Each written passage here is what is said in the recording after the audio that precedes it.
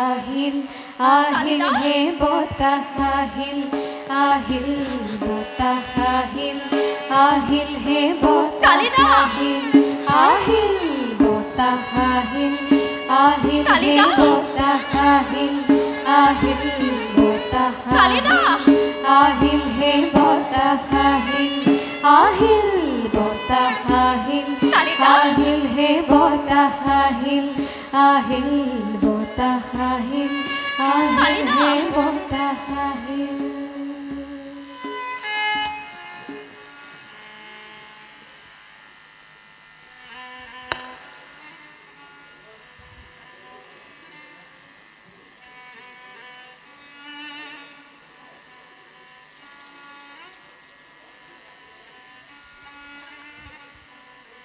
Ta-na-na, ta-na-na, ta-na-na-na, ta-na-na, ta-na-na-na, ta-na-na, ta-na-na-na, ta-na-na-na,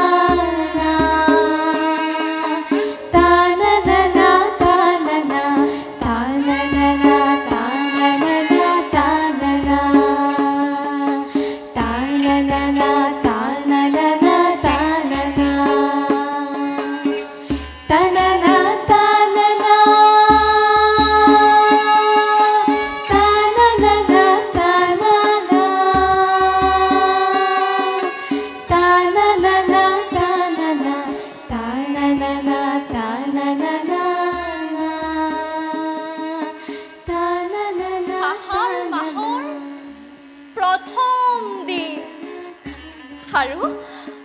আৰু এনেকুৱা বৰষুণ এনেকুৱা ধাৰাসাৰ বৰষুণ এনেকৈ তিতি মোৰ অকণো বেয়া লগা নাই আজি এনেকৈ তিতিবলৈ নোপোৱা হ'লে মই বঞ্চিতহে হ'লোহেঁতেন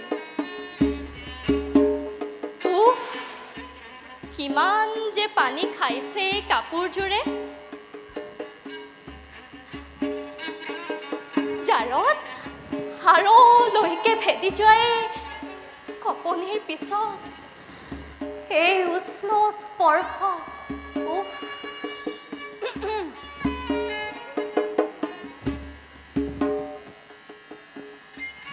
চোৱা মা চোৱা মই কেনেকৈ তিতি গলো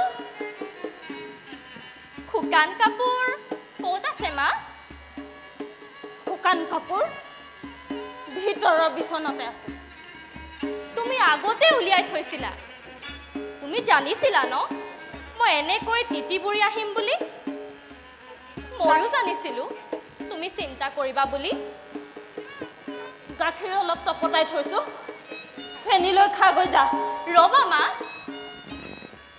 মই কাপোৰ কেইটা সলাই লওঁ আহি তোমাক আকৌ কমহি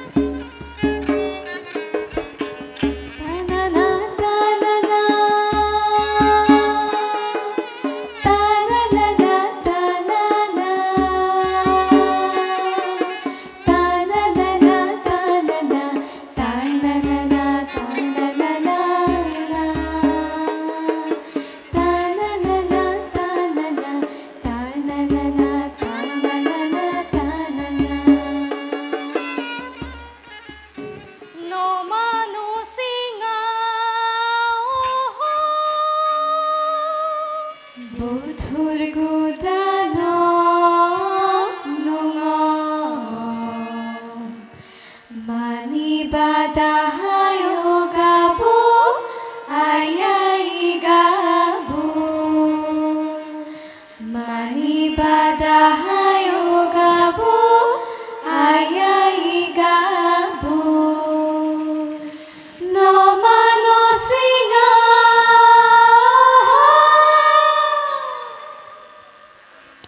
এতিয়া ভিতৰৰ বিছনাত পৰি অলপ জিৰাই লৈ গৈ যা নহয় মা জিৰাবলৈ মোৰ ভাগৰেই লগা নাই বৰষুণৰ টোপালবোৰে মোৰ দেহ মন এতিয়াও পুলকিত কৰি ৰাখিছে গাৰ নোম এতিয়াও শিয়ৰি আছে কি হ'ল মা তুমি তেনেকুৱা কৰিছা যে তুমি এনেকুৱা কৰিলে ময়ো তোমাৰ লগত কথা নাপাতো মা তুমি কান্দিছা কিয় একো নাই মল্লিকা সেই কেতিয়াবা বহি বহি মনটো এনেই বেয়া লাগি যায় বুজিছ বহি বহি মন বেয়া লাগে কিন্তু মা বহি থাকোতে থাকোতে কান্দো নোলাই নাহে নহয় মোৰে শপত মা তোমাৰ কি হৈছে মোক কৈ দিয়া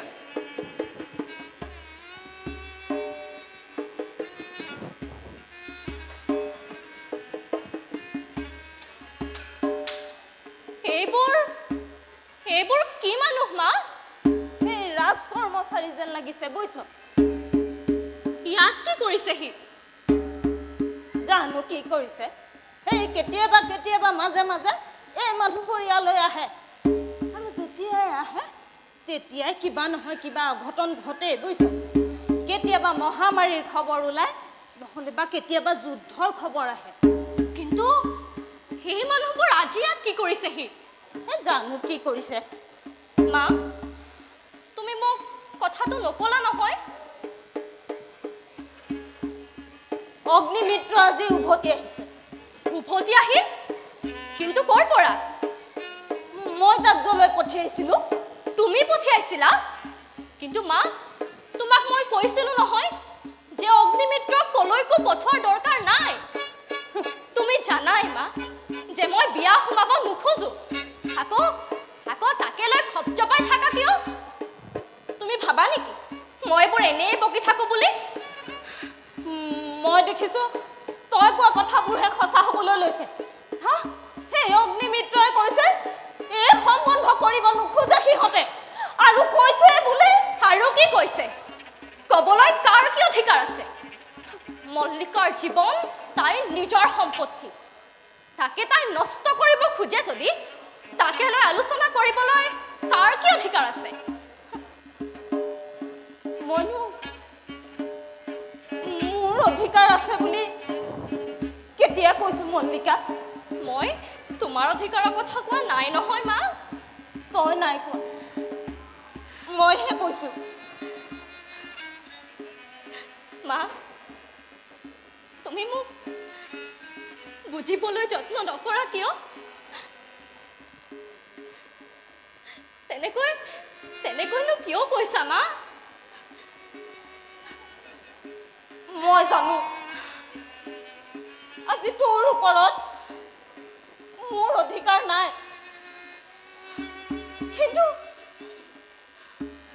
কিন্তু কি ইমান ডাঙৰ অপমান মই কেনেকৈ সহ্য কৰিম মই জানো মা যে মোৰ বদনাম ওলাইছে কিন্তু মা মই ভাৱনাৰে এটা ভাৱনাক বৰণ কৰিছো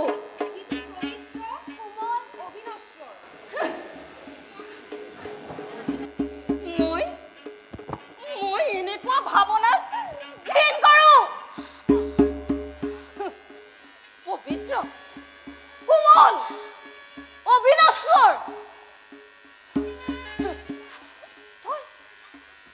তই যিহক ভাৱনা বুলিছ সেয়া মাথো চলনা আৰু আত্মপ্ৰবঞ্চনাৰ বাহিৰে আন একো নহয় মল্লিকা আচল কথা হ'ল গাঁৱৰ অন্য মানুহৰ দৰে তুমিও মোক সন্দেহ কৰা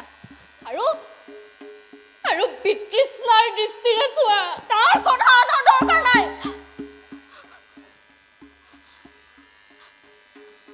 আচলতে মই তাক ঘৃণ কৰো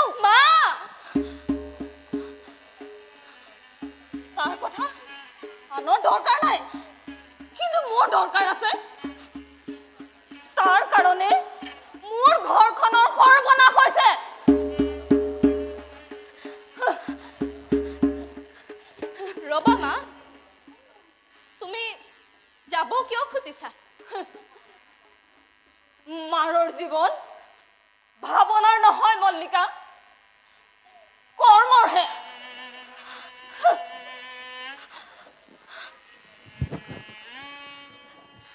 আমি জিম নহয় জানো এপাত কাৰৰ আঘাতত আমি নমৰো আমি কি কৰিব পাৰো আমি কষ্ট সহিব পাৰো আমি নতুনকৈ প্ৰাণ পাই উঠিম আমাৰ গাত আলফুলকৈ ঘিউ খানি দিয়া হ'ব কালিলৈ আমি আকৌ জপিয়াম কোমল কোমল দুবৰি বন খাম নহয়নে হৰিণা পোৱালিটোৱে কেনেকৈ দুখ পালে ইয়ালৈ কাৰ কোনে মাৰিলে আমাৰ ইয়াততো এনে কোনো মানুহ নাই আজি গাঁৱত কিছুমান নতুন মানুহ আহিছে ৰাজধানীৰ পৰা ৰাজকৰ্মচাৰীও আহিছে এতিয়া যদি আমি অলপ শুই লওঁ আমাৰ বিষটো কমি যাব তাৰ আগতে আমি কি কৰিব লাগিব গাখীৰ খাব লাগিব মল্লিকা গাখীৰ আছে যদি লৈ আহা মায়ে গাখীৰ গৰম কৰি থৈছে মই চাওঁগৈ ৰবা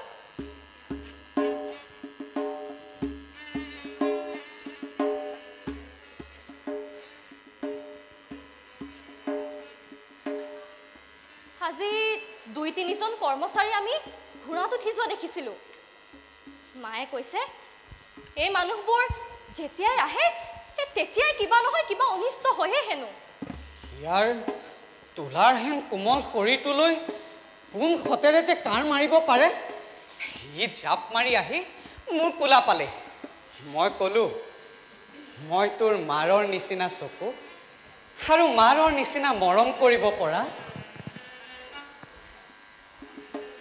মানুহৰ ওচৰলৈ লৈ যাওঁ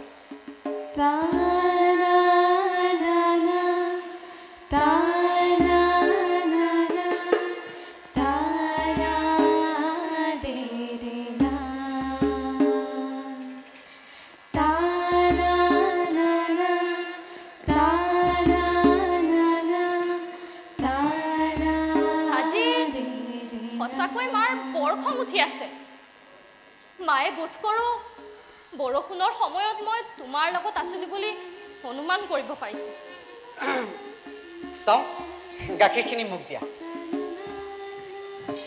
লোৱা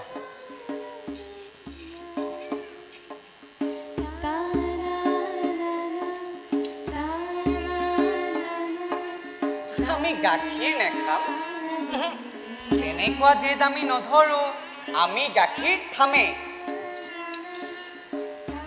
বেশ সুন্দৰ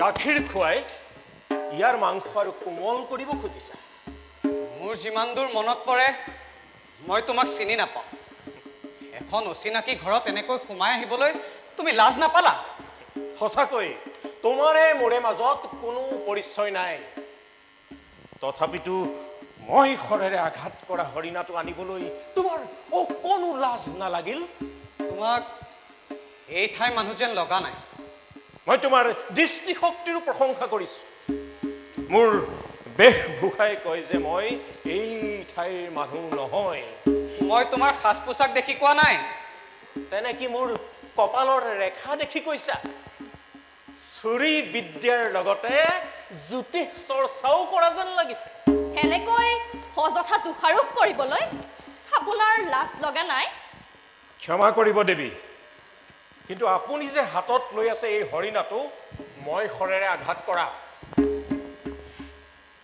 গতিকে এইটো মোৰ সম্পত্তি আমাৰ ইয়াত হৰিণা স্বীকাৰ কৰা নহয় ৰাজপুৰুষ মল্লিকা তাক ভিতৰৰ বিচনাত শুৱাই থোৱা গৈ এই ঘৰৰ বিচনা বাদলিছা কোনো হৰিণা খোৱাবৰ বাবে নহয় মা তুমিতো দেখিছাই ন দেখিছো আৰু সেই কাৰণেই কৈছো বিচনা বাদলিছা মানুহ শুবৰ বাবেহে কোনো হৰিণা পোৱালি খোৱাবৰ বাবে নহয় ইয়াৰ কাৰণে মোৰ দুহাতৰ জ্বলিচাই যথেষ্ট মই ইয়াক ঘৰলৈ লৈ যাম আৰু ৰাজকৰ্মচাৰী দমটোলে সেইটো চাই থাকিব সেয়া ৰাজকৰ্মচাৰীৰ ৰুচিৰ ওপৰত নিৰ্ভৰ কৰিব ৰাজকৰ্মচাৰীৰ ৰুচিৰ বিষয়ে তোমাক পৰিচয় দিব লাগিব বোধ কৰোঁ দিব লাগিব ৰ'ব ৰাজপুৰুষ সামান্য হৰিণাটোৰ কাৰণে জেদ নধৰিব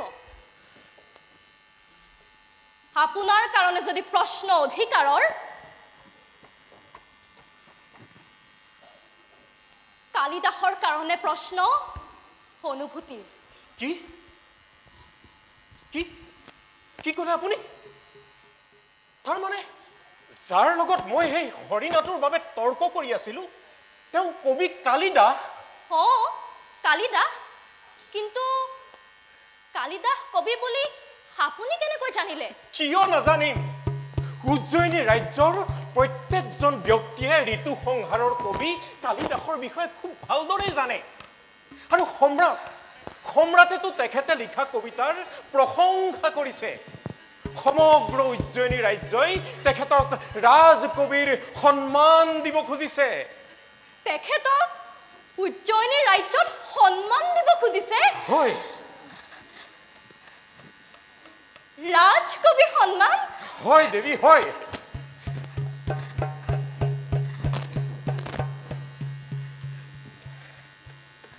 তেখেতৰ লগত কৰা অশিষ্ট ব্যৱহাৰৰ বাবে মই সঁচাকৈ বৰ দুখিত মই তেখেতক ক্ষমা খোজা উচিত শুনিলা মা শুনিলা তেখেতক উজ্জয়িনী ৰাজ্যত সন্মান দিব খুজিছে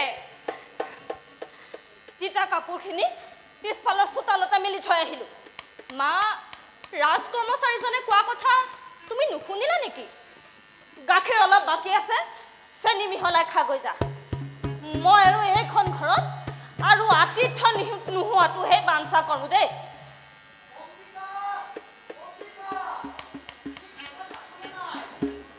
অম্বিকা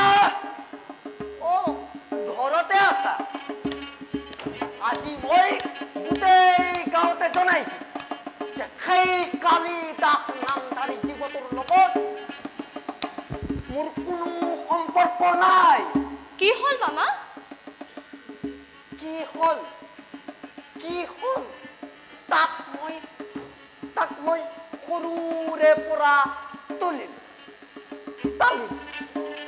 ডাঙৰ কৰিলো সেয়া কৰিবলৈ কেনেকে ই ইমান ত্ৰুষি হ'ল কিয় সেইবোৰ আপুনি কি কৈছে মামা মই ঠিকেই কৈছো উজ্জয়িনীৰ পৰা পণ্ডিত আহিছে কাইলৈকে তাক উজ্জয়িনীলৈ লৈ যাব খুজিছে তাক ৰাজ ঘৰৰ পৰা সন্মান জনোৱা হ'ব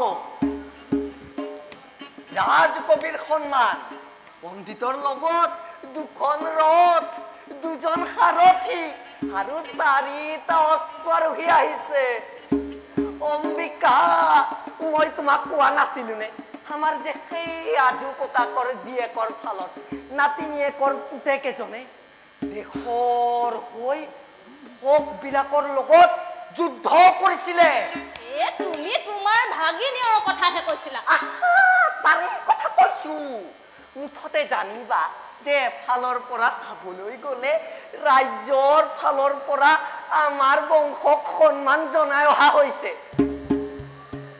কিন্তু এতিয়া এই বংশৰ শিৰোমণিয়ে কৈছে বোলে তেওঁকে সন্মান নালাগে তেওঁ হেনো ৰাজকীয় মুদ্ৰাৰ বিনিময়ত বিক্ৰী হ'ব নোখোজে ইয়াত নক্ৰয় বিক্ৰয় এইবোৰ কথা আহিল কৰ পৰা সন্মান দিব খুজিছে গ্ৰহণ কৰিব লাগে নহ'লেনো কবিতাৰ কি মূল্যটো আছে কবিতাৰ মূল্য আছে মামা আৰু সেই কাৰণেতো সন্মানৰো মূল্য আছে আৰু এই সন্মানে তেওঁৰ হৃদয়ৰ কোনখিনিত আঘাত কৰিছে মই জানো মই তোমাক কৈছো মামা তুমি চাবা এই কালিদাস উজ্জয়িনীলৈ যাবই সেইসকল লোক তাৰ অনুচৰ নহয়নে কি নগ'লে একেবাৰে তাৰ পাৱে পৰি স্তুতি কৰি লৈ যাব এই মানুহক সন্মান জনোৱাৰ পিছত সন্মানৰ প্ৰতি উদাসীনতা দেখুৱালে এই মানুহৰ গুৰুত্ব বাঢ়ে আৰু তুমি তোমাৰ এই ভাগিনীৰ লোকনীতিটো নিপুণ সেয়াই যদি লোকনীতি মই কম লোকনীতি আৰু মূৰ্খ নীতি দুইটা একে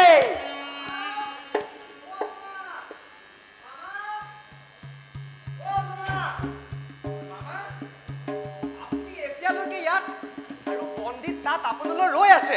আৰু তই ইয়াত কি কৰিবলৈ আহিলি মূৰ্খ? মই উভতি নোযোৱালৈকে তোক পণ্ডিতৰ লগতে থাকিবলৈ কোৱা নাছিলো নে? কিন্তু পণ্ডিতৰ জিৰণি লোৱা হ'লে তৎক্ষণাত আপোনাক খবৰ দিবলৈ কৈছিল। কৈছিলো, কিন্তু সিটো কথাও কৈছিলো নহয়। এটা মনত ৰল, ইটো নৰল। কিন্তু মামা কিন্তু তই কি ভাবিছ? মামা মূৰ্খ। মামা মূৰ্খ নহয়, তই মূৰ্খ। ঐ শুন, এতিয়া পণ্ডিতে কি কৈছে?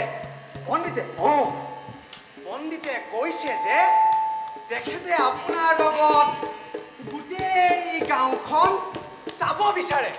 আৰু কি কৈছে? কৈছে যিবোৰ ঠাইত কালিদাসে ইমান সুন্দৰ সুন্দৰ কবিতা ৰচনা কৰিছে সেই গোটেই ঠাইবোৰ চাব বিচাৰে। ৰাম ৰাম ৰাম, কালিদাসৰ কবিতা।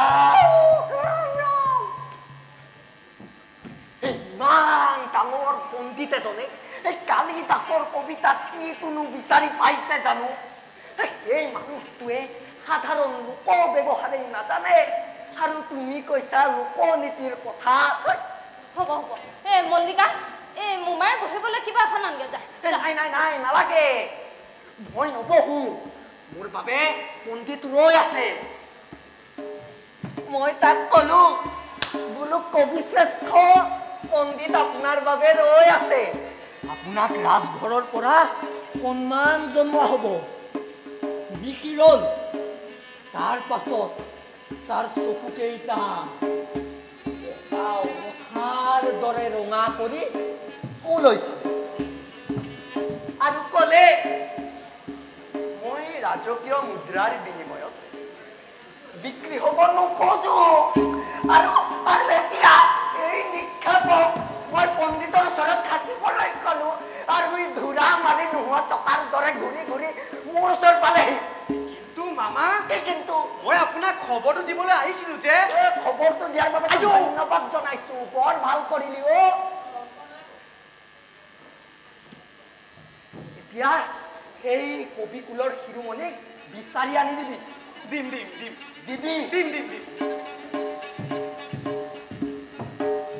দিবি আকৌ।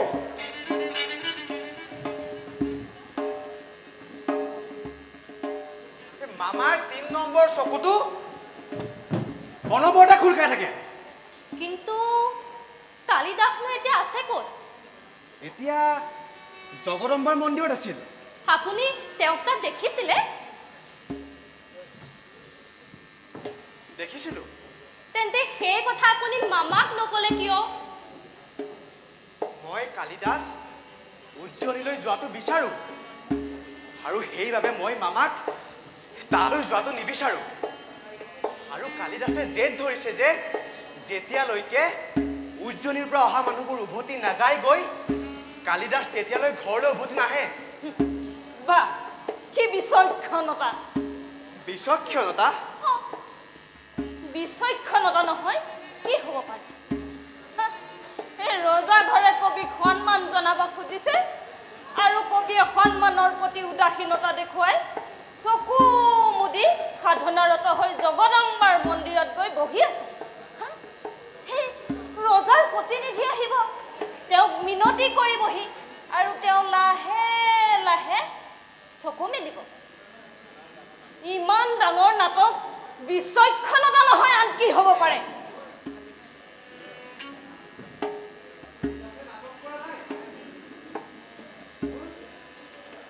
বিশ্বাস যে কালিদাসে এই পৰ্বত ভূমি এৰি যাব নিবিচাৰে। মামা বা অন্য কোনেও তেওঁৰ জেদ ভাঙিব নোৱাৰে।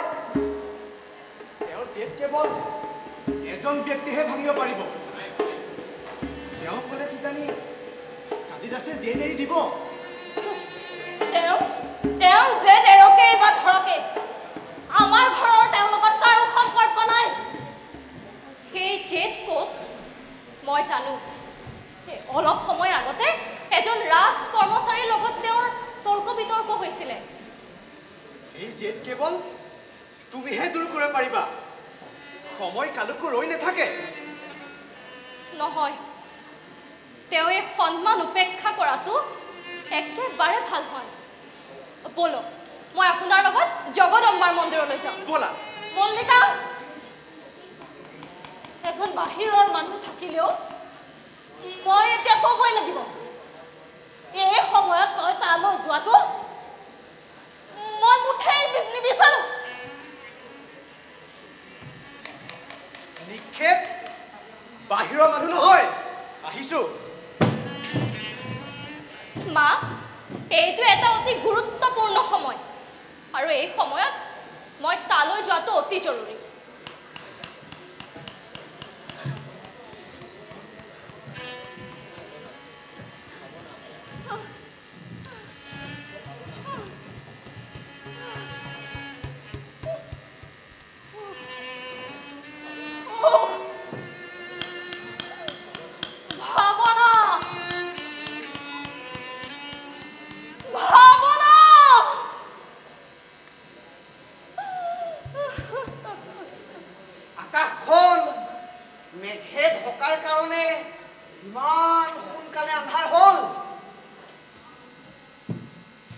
অম্বিকা তোমাৰ হে সময়ৰ জ্ঞান নোহোৱা হ'ল বিলু তুমি ইয়ালৈ কিয় আহিছা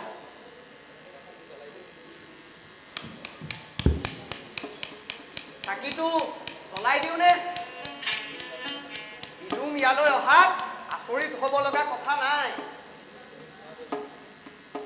তুমি যোৱাগৈ বিলু তুমি জানাই দেখোন তুমি ইয়ালৈ আহিলে কি মল্লিকাই সহ্য কৰিব নোৱাৰে মই সেইটো কথা ভালকৈ জানো মল্লিকা বৰ সৰল ছোৱালী লোকবিধি আৰু জীৱনৰ কথা তাই নাজানে মই ইয়ালৈ অহাটো তাই নিবিচাৰে কাৰণ সেইটো সেই কালিদাসে নিবিচাৰে আৰু কালিদাসেনো নিবিচাৰে কিয় কাৰণ সি মোৰ দুচকুত তাৰ হৃদয়ৰ সত্যবোৰৰ প্ৰতিবিম্ব দেখা পায় তাৰ খেলি মেলি ৰাখি যায় কিন্তু তুমিতো জানাই অম্বিকা যে এই বিলুমৰ একমাত্ৰ দুখটো হ'ল যে সি যিটো ভাবে সেইটো স্পষ্টকৈ কৈ দিয়ে তোমাৰ দুখ গুণৰ বিচাৰ কৰিবলৈ মোৰ কি দৰকাৰ পৰিছে আজি তোমাক বৰ খঙত থকা যেন লাগিছে শুনিছো বোলে কালিদাস উচ্চয়নীলৈ যাব হেনো সেইবোৰ মোৰ জনাৰ কোনো প্ৰয়োজন নাই মই জানো কালিদাস ৰাজকবি হৈ উচ্চয়নীত থাকিব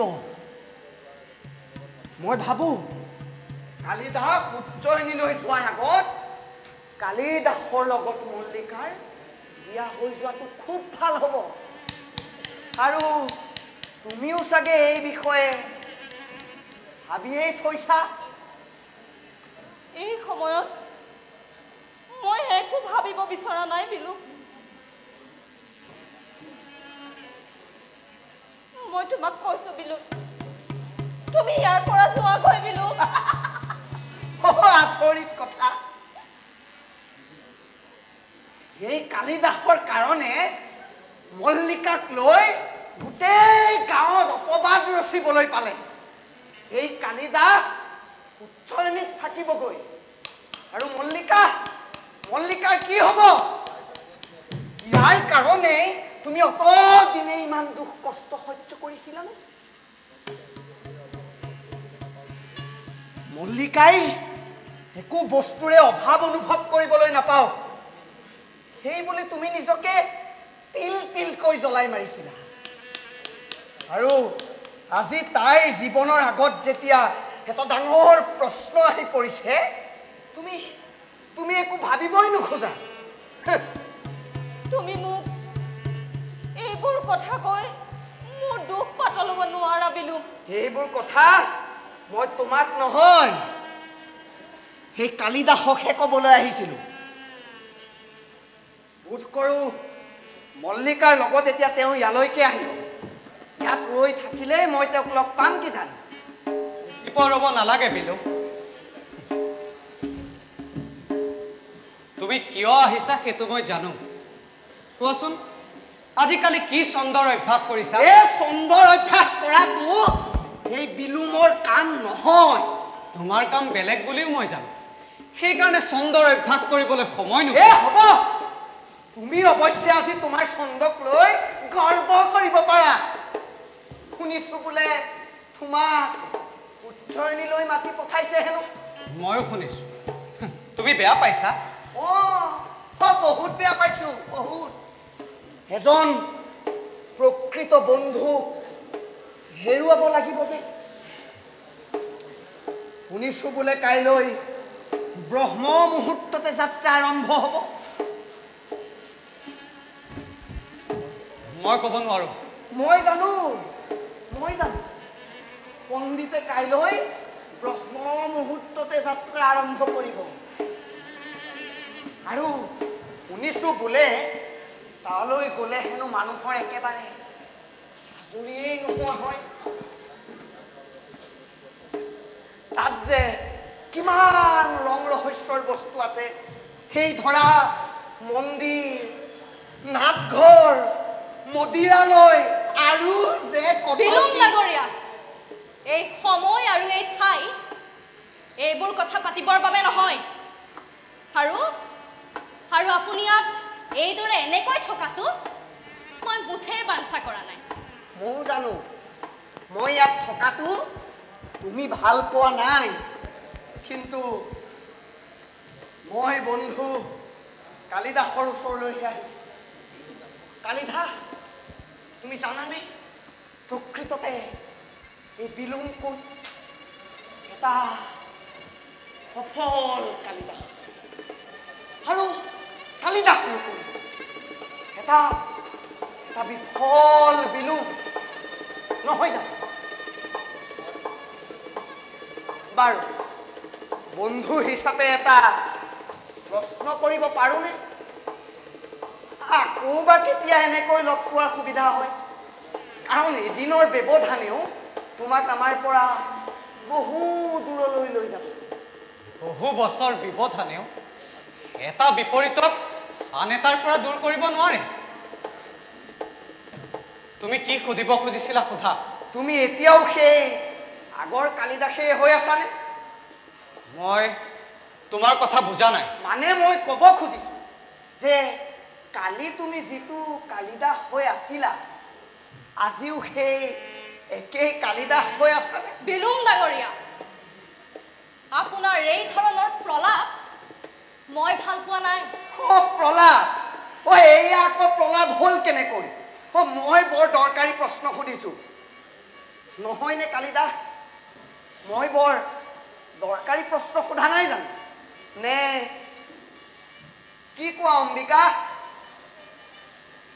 মই সেইবোৰ একো নাজানো, আৰু মই জানিবও নিবিচাৰো। ৰবা, আজিলৈকে আমাৰ গাঁৱত কালিদাস আৰু মল্লিকাক লৈ বহুত কথা ওলাল।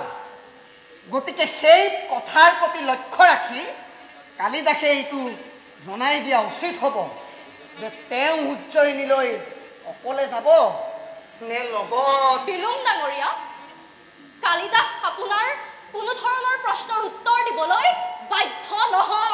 ময়ো কোৱা নাই কালিদাস বাধ্য বুলি, কিন্তু মই ভাবিছো কালিদাসৰ অন্তৰাত্মাই বোধ কৰো এই প্ৰশ্নৰ উত্তৰ দিবলৈ বাধ্য হ'ব। মই আচলতে তোমাৰ প্ৰশংসা কৰিবলৈহে বাধ্য। তুমি লোকৰ ঘৰতেই নহয়, লোকৰ ব্যক্তিগত জীৱনতো অনাধিকাৰ প্ৰৱেশ কৰা। অনাধিকাৰ প্ৰৱেশ? আৰু মই শুনিলানে অম্বিকা? মই বিলুমে হেনো লোকৰ জীৱনত অনাধিকাৰে প্ৰৱেশ কৰোঁ। মই আগতেও কৈছো এইবোৰ কথাত মোৰ ক'ব লগা একো নাই। সেয়া গুচিয়ে গ'লা দেখোন। বাৰু কালিদাস, তেন্তে তোমাৰ অন্তৰাত্মাও মোৰ প্ৰশ্নৰ উত্তৰ দিবলৈ বাধ্য নহয়।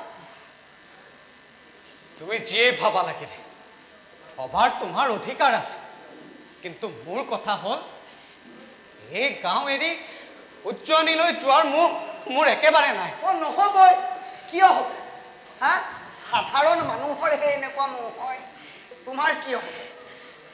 কিন্তু এবাৰ ভাবি চোৱা কালিদা, তুমি উজ্জয়িনীলৈ যাবা, তেতিয়া তোমাৰ পক্ষে এইটো উচিত নহয়নে? আপুনি সীমা চেৰাই গৈছে বিলুম ডাঙৰীয়া। মই কেঁচুৱা হৈ থকা নাই। নিজৰ ভাল বেয়া মই খুব ভালকৈ বুজি পাওঁ। আপুনি হয়তো ভাবিয়ে চোৱা নাই যে এই সময়ত আপুনি এই সকলোবোৰৰ বাবে এজন অবাঞ্ছিত ব্যক্তি। সেইটো মই দৰকাৰী কথা বুলি ভবা নাই। মই জানো তুমি মোক ঘিণ কৰা, কিন্তু মই তোমাক ঘিণ নকৰোঁ, আৰু ইয়াত উপস্থিত থাকিবৰ কাৰণে সেইটোৱে যথেষ্ট।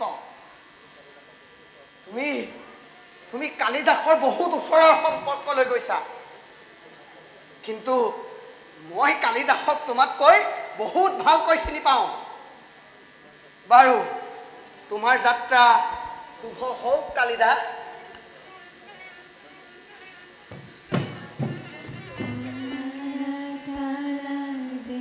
অবাঞ্ছিত অতিথি হয়তো আকৌ কেতিয়াবা এনেকৈ উপস্থিত হ'ম, তাৰ বাবে ক্ষমা বিচাৰিলো।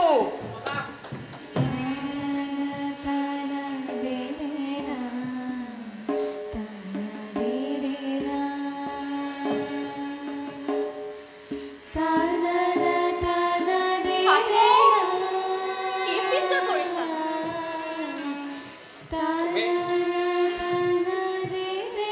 তুমি আকৌ এবাৰ ভাবিছোৱা মল্লিকা, প্ৰশ্নটো কেৱল সন্মান আৰু ৰাজস্বই স্বীকাৰৰ নহয়, তাতকৈ বহুত ডাঙৰ প্ৰশ্ন এটা থিয় হৈছিল।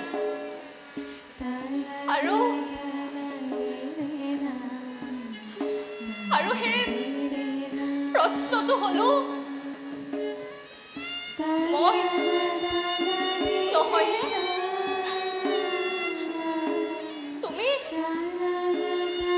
তুমি গুচি যোৱাৰ পিছত মোৰ বুকুৰ ভিতৰখন বৰ ৰঙা ৰঙা লাগিব, সেইটো মই জানো। বাহিৰৰ জগতখনো যেন শূন্য হৈ পৰিব। তথাপিও মই সঁচাকৈ অন্তৰৰ পৰা কৈছো, তুমি যোৱাটো ভাল হ'ব কালিদাস। তুমি যদি নিজৰ চকুকেইটা নিজেই দেখিলাহেঁতেন। তুমি মোৰ কথা নুবুজাৰ বাবেহে মোৰ চকু ধুলধুলীয়া হৈছে। চোৱা, তুমি ইয়াৰ পৰা বহুত দূৰলৈ গুচি গলেও মোৰ পৰা দূৰ হ'ব পাৰিবা জানো? তুমি বুজা নাই মল্লিকা, মই ভাবো এই গাঁওখনেই মোৰ কাৰণে প্ৰকৃত প্ৰেৰণা ভূমি। এই গাঁওখনৰ লগত মই কেইবাডাল সূতাৰে বান্ধ খাই আছো, আৰু তাৰে এডাল সূতাহে তুমি। এই গাঁওখন পৰা আঁতৰি যোৱা মানে মই মোৰ মাতৃভূমিৰ পৰা আঁতৰি যোৱা। নতুন ভূমি তুমি ইয়াতকৈও সাৰু আৰু সুন্দৰ পাবগৈ পাৰা, কিন্তু নতুন ভূমি তুমি কোৱাৰ নিচিনা নহয়, সাৰুৱা আৰু ৰসীনো হ'ব পাৰে। মনত শংকা হয় মই অকণো উৎসাহ অনুভৱ কৰিব পৰা নাই। মোৰ ফালে চোৱা, এতিয়াও ক'ব পাৰিবা তুমি উৎসাহ অনুভৱ কৰা নাই বুলি? তুমি বিশ্বাস কৰা তুমি ইয়াৰ পৰা বহুত দূৰলৈ গুচি গলেও মোৰ পৰা কেতিয়াও আঁতৰ হ'ব নোৱাৰা।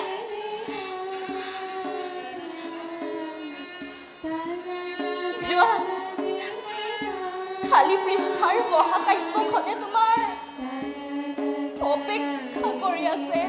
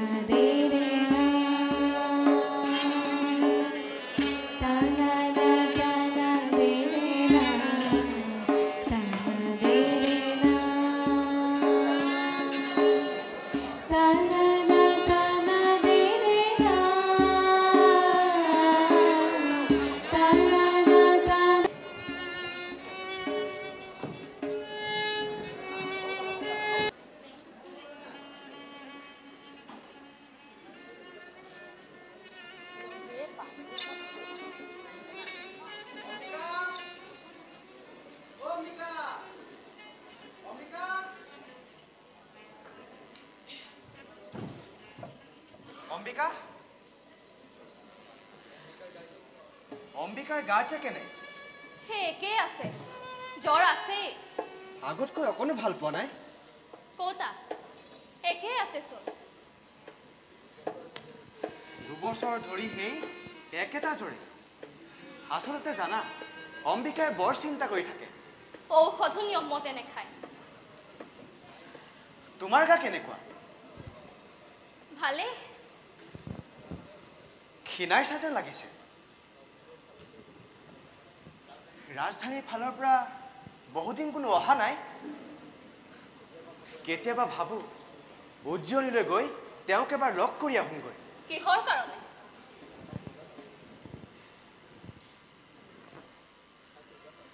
কথা কেইবাটাও কেতিয়াবা মোৰ নিজকে বৰ দুখী দুখী যেন লাগে কিয়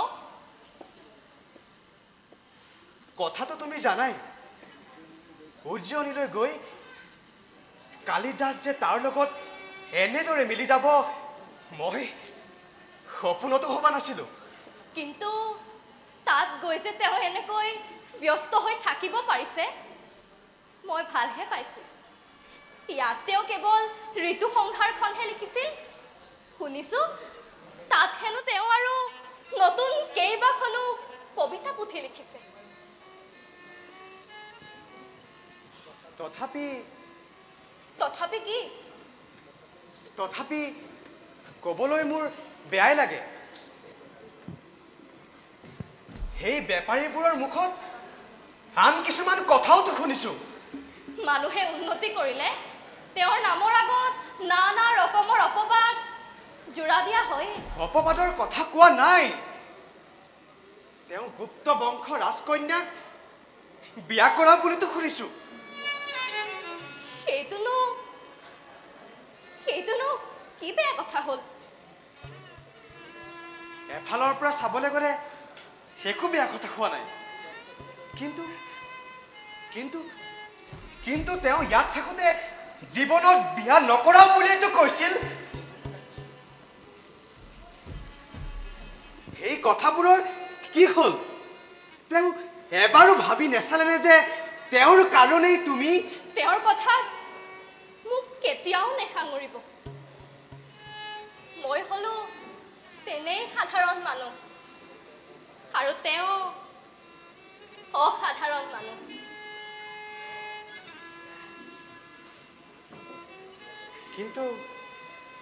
কিন্তু মোৰ দুখ লাগে এইটো কথাত যে মই কোৱা মতে তুমি তেওঁক বুজোৱাহেঁতেন আজি তোমাৰ এই দশা নহ'ল হয় মোৰ জীৱনতনো কি সলনি হৈছে আগতে মায়ে কাম কৰিছিল আৰু এতিয়া মই কৰি আছো ওপৰৰ পৰা চাবলৈ গ'লেতো পৰিৱৰ্তন সিমানেই আৰু প্ৰকৃততেও পৰিৱৰ্তন সিমানেই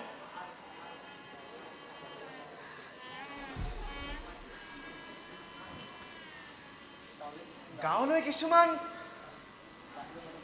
বাহিৰৰ মানুহ অহা যেন লাগিছে ক'ৰ মানুহ ৰাজকৰ্মচাৰী যেন লাগিছে ৰাজকৰ্মচাৰী মায়ে এই বিষয়ত কি কয় জানে যে এই মানুহবোৰ যেতিয়াই আহে তেতিয়াই কিবা নহয় কিবা অনিষ্ট হয়েই হেনো কেতিয়াবা মহামাৰী আৰু কেতিয়াবা যুদ্ধ পিছে আগৰবাৰ আহোঁতে তেনেকুৱা একোৱে হোৱা নাছিল নাই খোৱা কিনো হ'ল আৰু যি হ'ল সেইটোতো ভালেই হ'ল নহয় নহয় কিন্তু নহ'ব কেনেকৈ কি হ'ল আপুনি হঠাৎ এনেকুৱা কৰিছে যে মই এতিয়া আৰু এজন ব্যক্তিক ঘোঁৰা উঠি যোৱা দেখিছো পিছে কি হ'ল মাৰ দৰে আপুনিও অনিষ্টৰ আশংকা কৰিছে নেকি মানুহজন বৰ চিনাকি মল্লিকা চিনাকি বৰ চিনাকি মই ভাবিছো সেইজন কালিদাস কালিদাস অঁ সেইটো কালিদাস মল্লিকা। কিন্তু সেইটো কেনেকৈ হ'ব পাৰে? মই নিজ চকুৰে দেখিছো ৰাজকীয় সাজ পোছাকত তেওঁক অন্য কোনেও চিনিব নোৱাৰিলেও এই নিক্ষেপৰ চকুৱে চিনি পোৱাত ভুল নকৰে। মই এতিয়াই গৈ চাই আহোঁগৈ। কালিদাস আহিছে?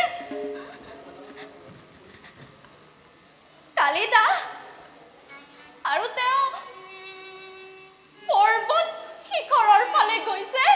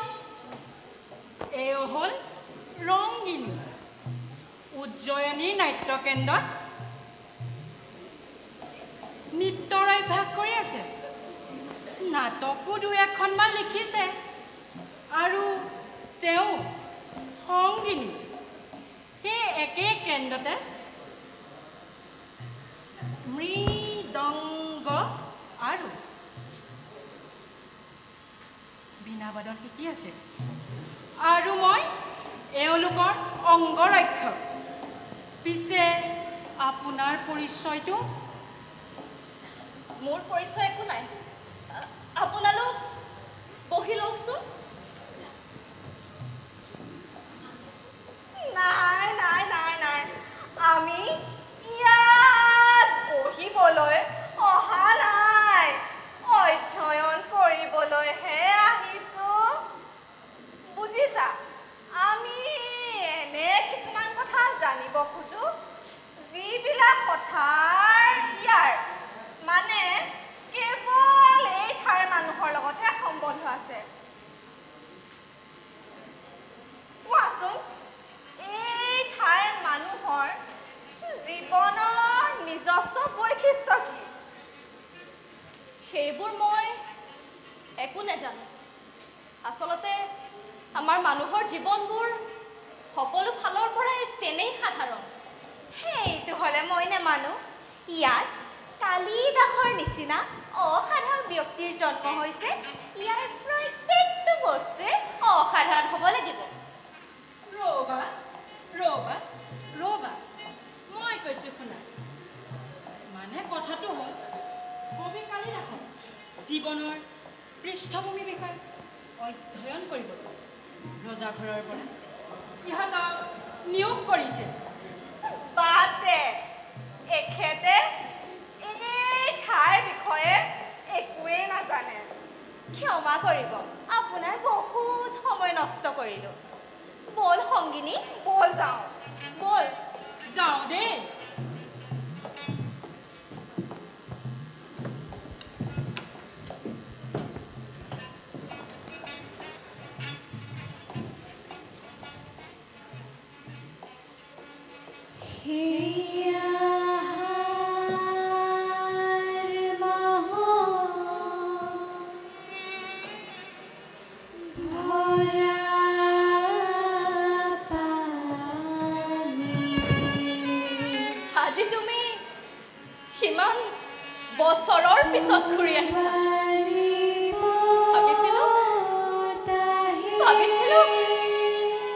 যিদিনা ঘূৰি আহিবা আকৌ একেলগে বৰষুণত তিতিম আৰু তোমাক কম যে চোৱা তুমি লিখা সকলোবোৰ গ্ৰন্থই মই পঢ়িলো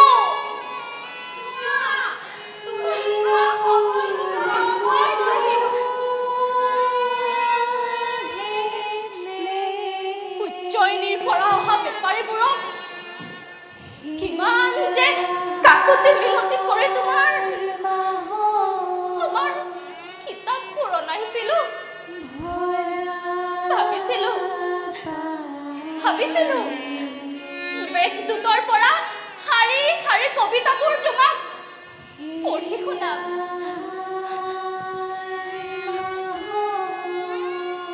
পৰ্বত শিখৰৰ পৰা ভাহি আহিব মৃদু মৃদু ধ্বনি আৰু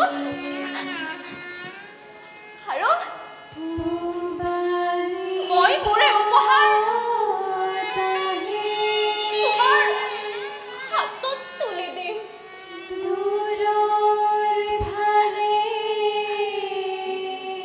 কিন্তু আজি তুমি যেতিয়া ঘূৰি আহিছা এক সম্পূৰ্ণ অন্য পৰিৱেশত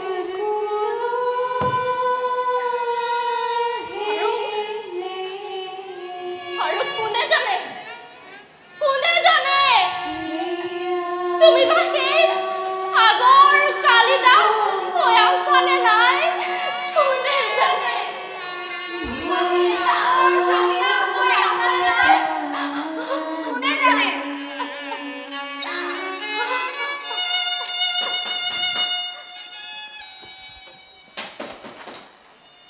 কোন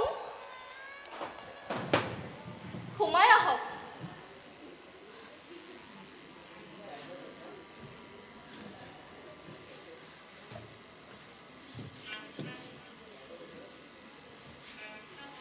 মোৰ বিশ্বাস মোৰ সন্মুখতে আছিল মল্লিকা দেৱী হয় আহকচোন দেৱ মাতৃগুপ্ত অনুচৰসকলৰ অভিবাদন গ্ৰহণ কৰিব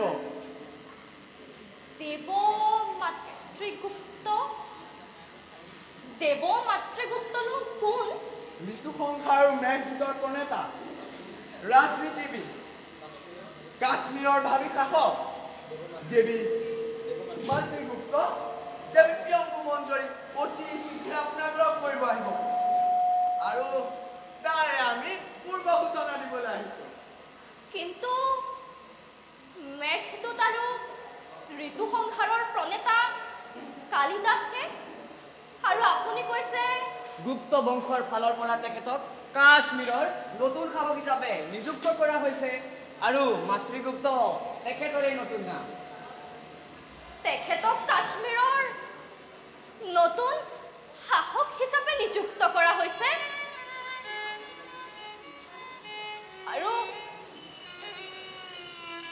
আৰু তেখেতৰ ৰাজমহিষীয়ে মোক দেখা কৰিবলৈ আহিব খুজিছে মোৰ বিশ্বাস এনে গৌৰৱৰ সময়ত আপুনি আপোনাৰ ঘৰটো কিছু পৰিৱৰ্তন হোৱাটো বিচাৰে এইটো আপোনাৰ আদেশ বুলি গ্ৰহণ কৰি আমি আমাৰ কাম আৰম্ভ কৰোঁ যি ভাল লেখে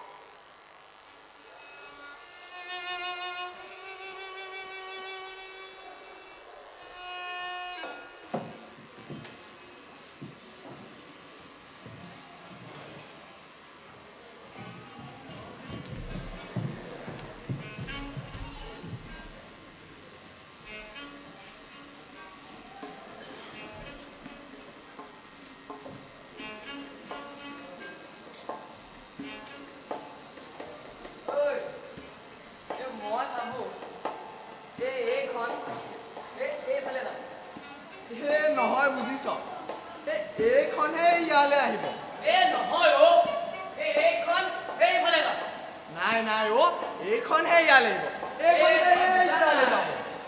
এইখন সেই তালে যাব মই বুজিছো তইহে বুজা নাই এইখন মই বুজা নাই ফ্ৰান্সা মই বুজিছো তইহে বুজা নাই এইখন সেই তালে দিছো এইখন ফেৰ ইয়ালে আৰু এখন ইয়ালে আহিব কেলে নাহিব নহয় এইখন ইয়ালে আৰু এইখন ইয়ালে যাব কেলে হ'ব হয় হয় এইখন ইয়ালে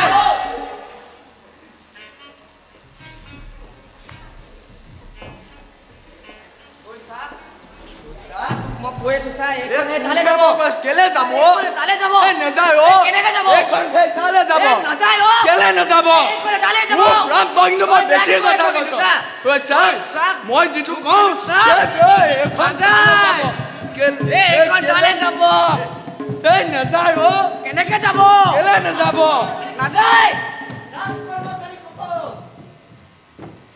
ৰাজকৰ্মচাৰী তোমালোকৰ কাম হ'ল নে নাই এবাৰ চকু ফুৰাই দিলে হৈ যাব আৰু তেনেহলে চকু ফুৰাটো এতিয়া থাকিবলৈ দিয়া দেৱী আহি পালেহি আমি যাওঁ আৰু তেতিয়াহ'লে ধোঁৱা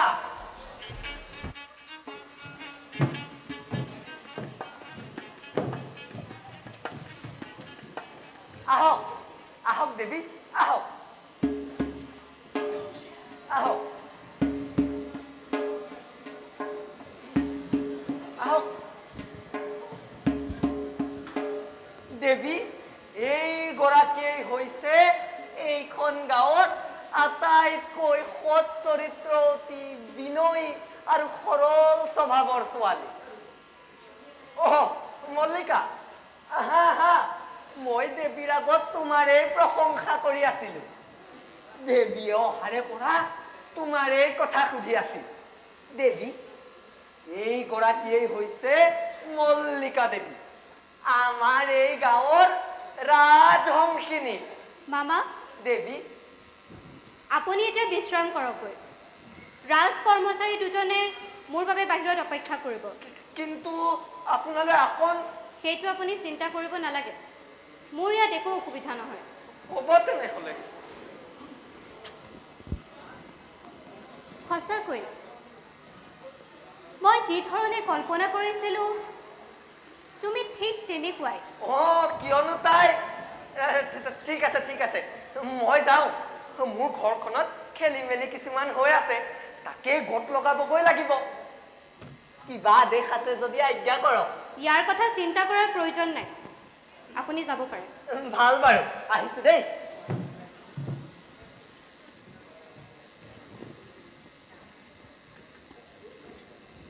সঁচাকৈ তুমি বৰ ধুনীয়া বুজিছা অচিনাকি যদিও তোমাক মোৰ অচিনাকি যেন লগাই নাই আপুনি বহি লওকচোন নালাগে নবহো মই ইয়াত বহিবলৈ অহা নাই তোমাক আৰু তোমাৰ এই ঘৰখন চাবলৈহে আহিলোঁ এখেতে বহুতবাৰ তোমাৰ এই ঘৰ আৰু তোমাৰ কথা কৈছে মেঘদূতখন লিখি থকাৰ সময়ত এখেতে প্ৰায় ইয়াৰ কথা কয় আপোনাৰনো কিদৰে আতিথ্য কৰিম মই ভাবিয়েই পোৱা নাই আতিথ্যৰ কথা ভাবিব নালাগে মই ইয়ালৈ আলহী হৈ অহা নাই মই নহা হ'লে এখেত হয়তো নাহিলেইহেঁতেন মই সেই বৰ বিশেষ আগ্ৰহ দেখুৱাই এখেতক ইয়ালৈ লৈ আহিছিলোঁ মোৰ নিজে এবাৰ এই ঠাইখন চোৱাৰ বৰ হেঁপাহ আছিল তাৰ বাহিৰেও অন্য এটা উদ্দেশ্যও আছে বোলো এই গাঁৱৰ কিছু পৰিৱেশ আমাৰ লগতো লৈ যাওঁ এই গাঁৱৰ পৰিৱেশ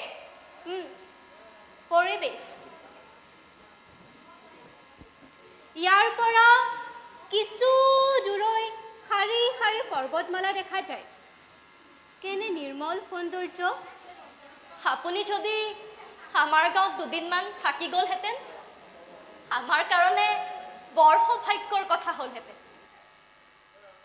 অৱশ্যে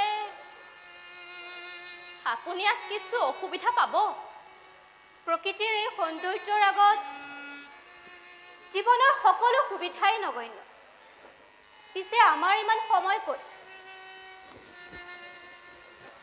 কাশ্মীৰৰ ৰাজনৈতিক পৰিস্থিতি এতিয়া অত্যন্ত অস্থিৰ এনেইতো এনেইতো কাশ্মীৰৰ সৌন্দৰ্যৰ কথা খুব কোৱা হয়, পিছে আমিনো সৌন্দৰ্য দৰ্শনৰ সময় ক'ত পাম? সেইকাৰণে ইয়ালৈ অহাৰ পিছৰ পৰা তোমালৈ মোৰ হিংসাহে লাগিছে।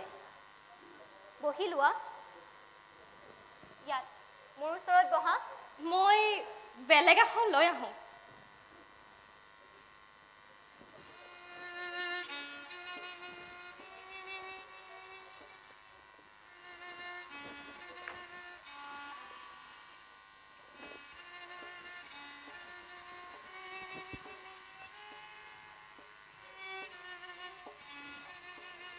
গাঁৱত থাকিও সাহিত্যৰ প্ৰতি তোমাৰ বেছ অনুৰাগ আছে।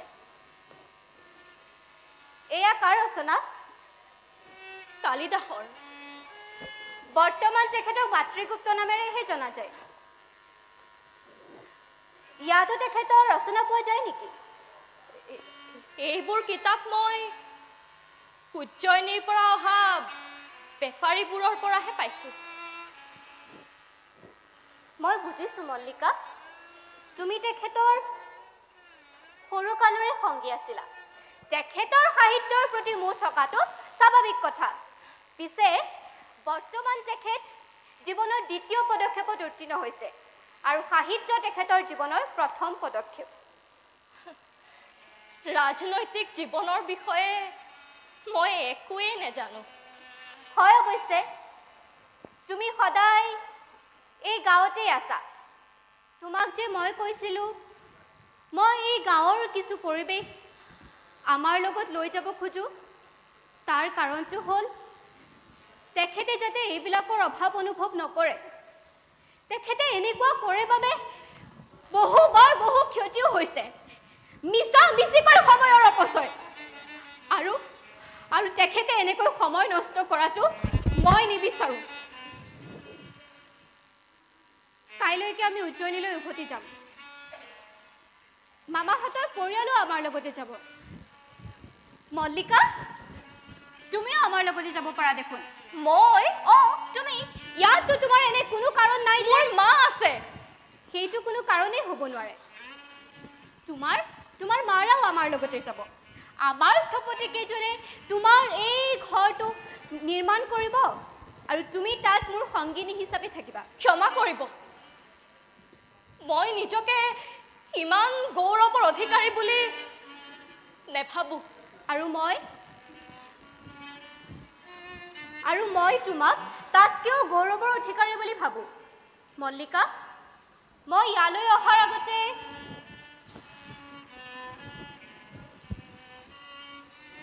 ইয়ালৈ দুজন ৰাজ কৰ্মচাৰী আহিছিলে।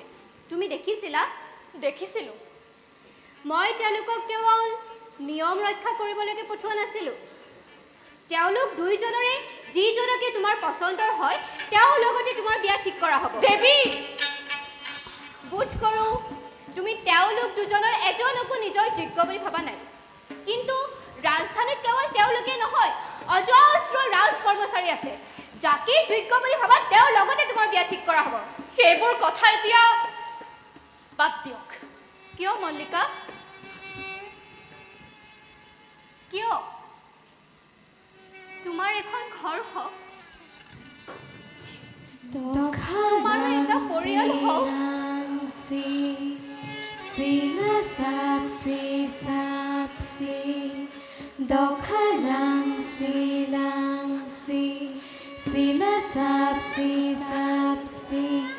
Pedre bathulo bayathe mothonga bifolo thonga janu phulbai nongo mani badahayo gabu ayai gabu mani badahayo gabu ayai gabu no mano singa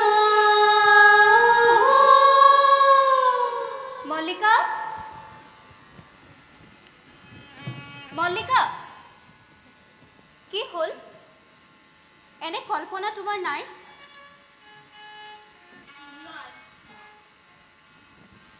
নাই, তাইৰ মনত তেনে কল্পনা নাই। মা, তুমি উঠি আহিলা কিয়? তোমাক মই শুই থাকিবলৈ কৈছিলোঁ নহয় ব'লা আমি ভিতৰত শুই থাকোঁগৈ তই তই কি ভাব মই কাৰো লগত কথা এষাৰো নাপাতিম নে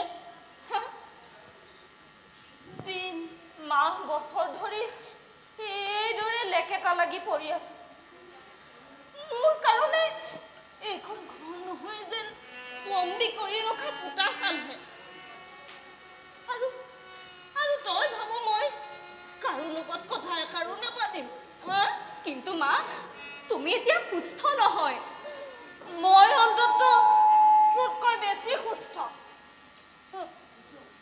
ৰাজবধূ এইখন ঘৰৰ অৱস্থা সদায় এনেকুৱা নাছিলে মই কৰিব পৰা হৈ থাকোঁতে এই ঘৰ মই নিজ হাতে লিপি পুচি থৈছিলোঁ ইয়াৰ প্ৰতিটো বস্তু ভগা চিগা নাছিলে কিন্তু আজি আমি মাক জীয়েক দুইজনী এইদৰে গেলি পচি পৰি আছো আৰু এনেকুৱা হোৱাৰ কাৰণ হ'ল ঘৰৰ অৱস্থা যে ভাল নহয় মই দেখিছোঁ মল্লিকা আমাৰ লগত যোৱা হ'লে সমস্যাৰ কোনো কথাই নাছিল বাৰু যোৱাৰ আগতে মই যিমানখিনি পাৰোঁ কৰি থৈ যাম থপতি কেইজনক আদেশ কৰি এই ঘৰটো ভাঙি তাৰ ঠাইত সেইটো নকৰিব এই ঘৰটো ভঙোৱাৰ আদেশ নিদিব কিয় মল্লিকা মই তোমাৰ সুবিধা হ'ব বুলিহে কৈছিলোঁ তোমাৰ যদি অসুবিধা হয় তেনে আদেশ নকৰোঁ বাৰু কিন্তু যোৱাৰ আগতে তোমাৰ বাবে কিবা কৰিব পৰা হ'লে মোৰ ভাল লাগিলেহেঁতেন বৰ্তমান মোৰ হাতত বেছি সময় নাই কাইলৈ যাত্ৰাৰ বাবে প্ৰস্তুতি কাৰ্যৰ যথেষ্ট বাকী আছে মই আহিছোঁ ৰাজবধূ মই তোমাক কথা কিছুমান কওঁ বুলি ভাবিছিলোঁ মই আমাৰ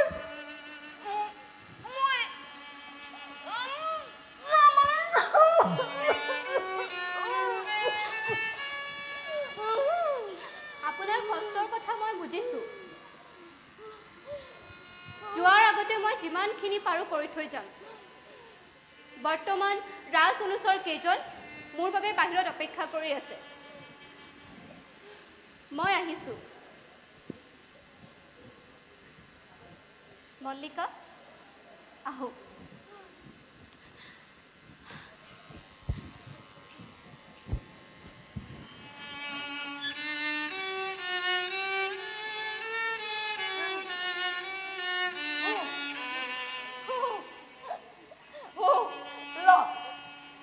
মেঘদূতৰ কবিতা মান তই এখন কিতাপৰ কথাই কোৱা নাছিলি জানো য'ত তাৰ অন্তৰৰ কোমলতাৰ সাকাৰ ৰূপ দেখিবলৈ পায় বুলি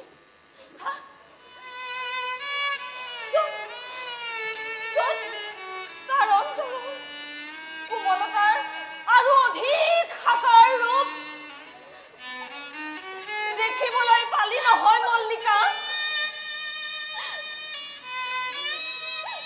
ৰাজকন্যাৰ নিজৰ জীৱন দৃষ্টি আছে মা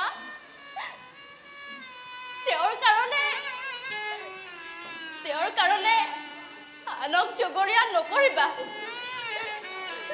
মাৰে একো নাজানে একো নুবুজে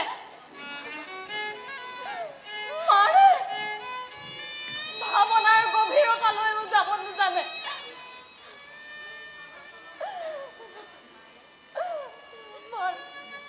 অম্বিকা কি হ'ল ঐ ইমান খঙত আছা যে আজি গাঁৱত সকলোৱে তোমাৰ ভাগ্য দেখি একদম ঈৰ্ষা কৰিবলৈ লাগিছে তাকে চাবলৈতো মই ইমান দিনে জীয়াই আছো আৰু এই সৌভাগ্য আমাৰ এই ক্ষুদ্ৰ জীৱনে চম্বলাই টান হৈ গৈছে আজি গাঁৱত কেওফালে কেৱল উৎসাহ উদ্দীপনা আৰু ৰাজকন্যাৰ আদেশ মতে কেইটামান হৰিণা পোৱালিও গোটোৱা হৈছে বোলে। সেইটো কথা সঁচা নহয়। সঁচা নহয়? ৰাজকন্যাই ইন্দ্ৰবৰ্ম আৰু ব্ৰহ্মদত্তক নিজেই আদেশ কৰিছে। সেই আদেশৰ অন্য অৰ্থতো থাকিব পাৰে। অন্য অৰ্থ আৰু কি থাকিব পাৰে অম্বিকা? তুমিয়ে কোৱাচোন। ৰাজকন্যাই সেই হৰিণা পোৱালিবোৰৰ লগত খেলিবগৈ নে উজ্জয়িনীৰ শিল্পীসকলে আমাৰ ইয়াৰ হৰিণা পোৱালিবোৰৰ আধাৰত প্ৰতিমা সাজিব? এইটো কিন্তু কম ভাগ্যৰ কথা নহয় যে আমাৰ ইয়াৰ হৰিণা পোৱালিবোৰ উজ্জয়িনীৰ দৰে এখন ৰাজ্যৰ ৰাজভোগ হ'বগৈ। সেই যে নিজৰ ছাৰে যিকোনো জীৱক ধৰি ধৰি মাৰিছিলে সেই ৰাক্ষসৰ নাম কি আছিল? কি আছিল মল্লিকা? কি আছিল? আজি মোৰ সেই ৰাক্ষসনীজনী হ'বলৈ মন কৰিছে। মা, তোমাক মই শুই থাকিবলৈ কৈছিলো নহয়, তুমি কথা কৈ নাথাকিবা মা। বিলুম ডাঙৰীয়া, মাৰ স্বাস্থ্য একেবাৰে ভালে নাই। আপুনি তেওঁক বিশ্ৰাম কৰিবলৈ দিয়ক। তুমি ঠিকেই কৈছা। অম্বিকাক ভিতৰলৈ লৈ যোৱা। কিন্তু আচৰিত কথা যে কালিদাস এবাৰলৈ হলেও কিন্তু ইয়ালৈ অহাটো উচিত বুলি নাভাবিলে। সি ইয়ালৈ অহাটো উচিত বুলি নাভাবিলে কিয়নো সি জানে এই অম্বিকা এতিয়াও জীয়াই আছে। কিন্তু মই ভাবো যে কালিদাস এবাৰ নহয় এবাৰ হলেও ইয়ালৈ আহিব আৰু তেওঁৰ কাৰণে সেইটো উচিত হ'ব। কাৰণ মানুহে কোনো এটা সম্পৰ্ক সেইদৰে নোহোৱা কৰি পেলাব নোৱাৰে। বিলুম ডাঙৰীয়া, আপোনাক মই অনুৰোধ কৰিছো। হ'ব, মই অম্বিকাৰ স্বাস্থ্যৰ খবৰ ল'বলৈহে আহিছিলো। বাৰু তেনেহলে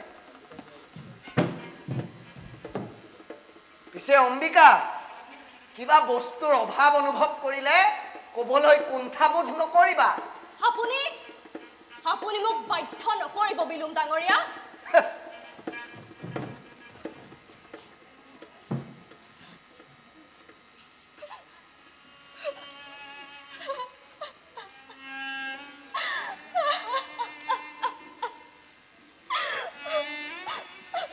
মল্লিকা,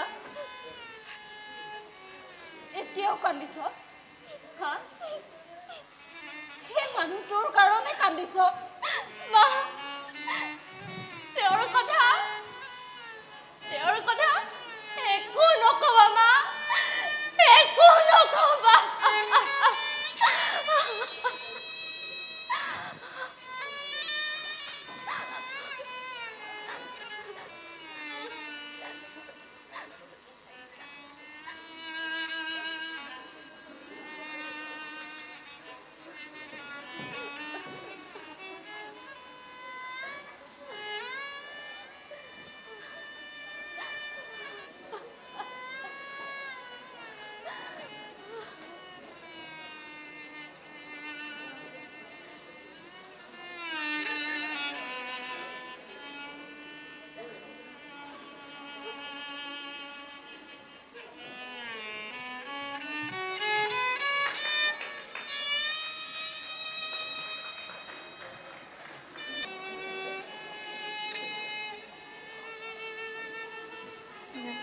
যেদিনার পরা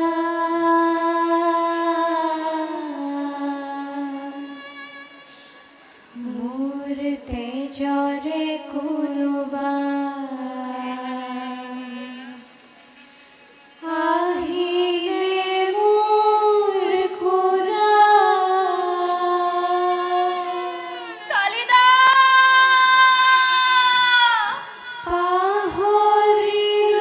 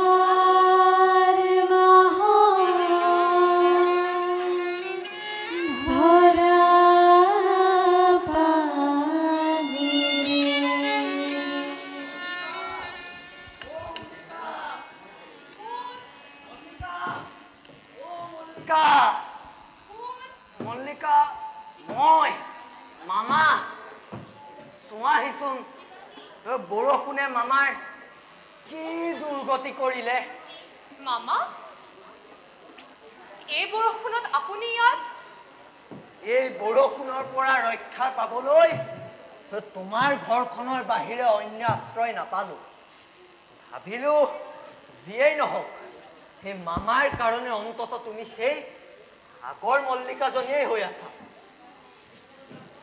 সেই আহাৰ মহিয়া বৰষুণেই মোৰ বাবে কাল হ'ল বুজিছা আগতে দুটা ভৰি থাকোঁতে মই দুৰ্ঘোৰ বাৰিষাকো পৰুৱাই কৰা নাছিল আৰু এতিয়া এনে অৱস্থাত পৰিলোহি যে এই পেংডাল যদি আগলৈ দিওঁ ভৰিটো পিছলৈ পিছলি যায় আৰু ভৰিটো যদি আগলৈ দিওঁ সেই পেংডাল পিছলি যায় ৰাজপ্ৰসাদত গৈ ভৰি এটা ভাঙিব লগা বুলি গম পোৱা হলে মই কেতিয়াও নগলোহেঁতেনেই আপুনি থিয় হৈ থাকি বেয়া পাইছে চাগে আহক বহি লওকহি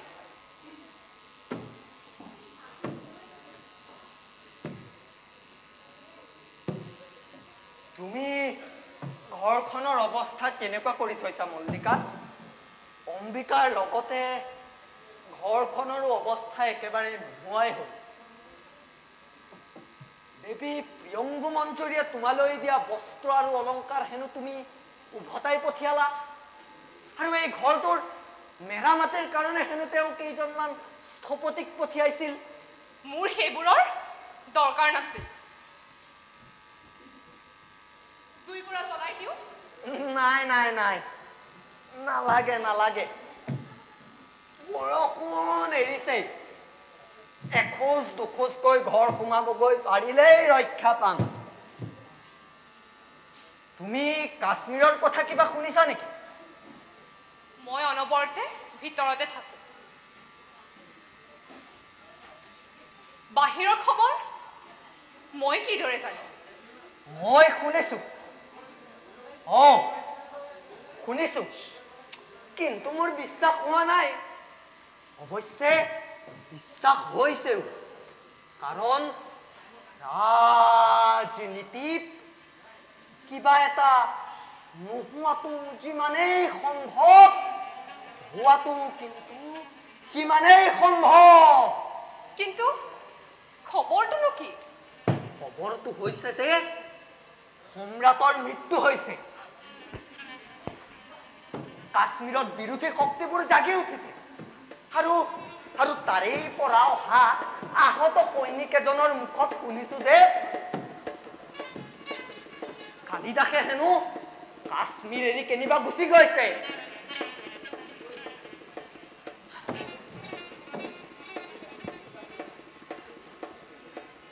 তেখেত কাশ্মীৰ এৰি গৈছে আৰু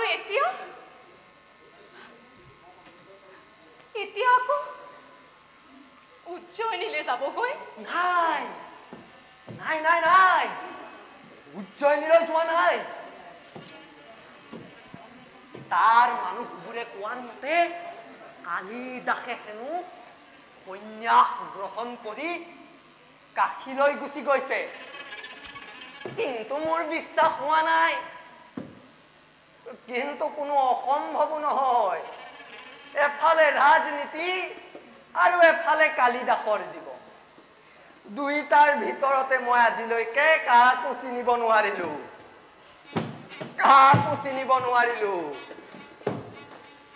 আহিছো দিয়া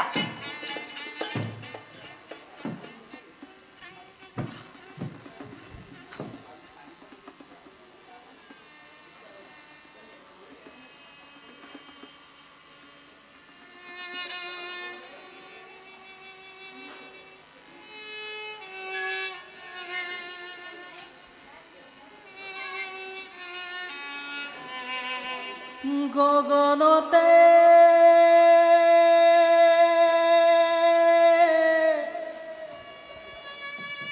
গাজ সাজিছে মেঘে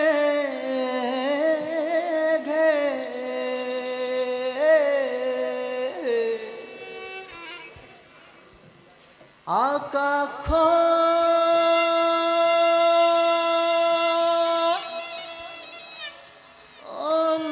অন্ধকার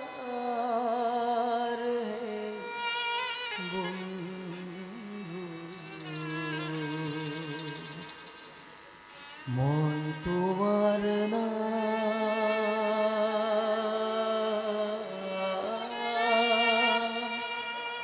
লই কান্দো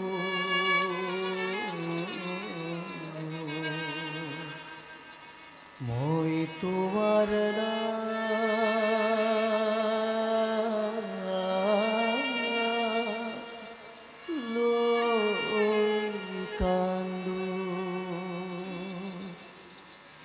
প্রাণ বন্ধু রে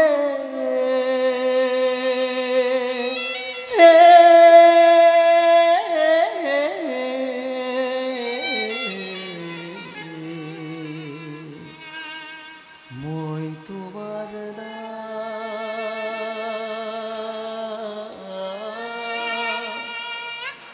লই কান্দো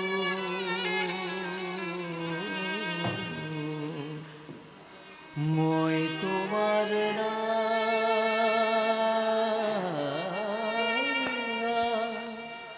লই কান্দো আমার সুতাল তোমার সুতাল মাজত লয়ে বিখা আমার সুতাল তোমার সুতাল মাজত লয়ে বিখা এই লৈ আজি লাগিছে যে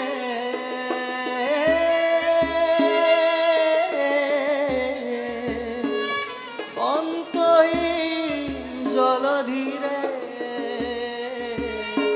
বন্ধু মই তোমাৰ না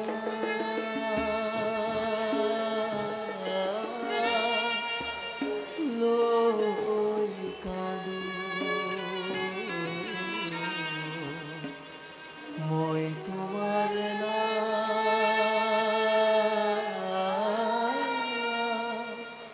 লৈ কান্দো নাই তুমি তুমি তুমি কাশী লৈ যোৱা নাই তুমি সন্যাস লোৱা নাই মই তোমাক সেইবোৰ কৰিবলৈ ইয়াৰ পৰা যাবলৈ দিয়া নাছিলো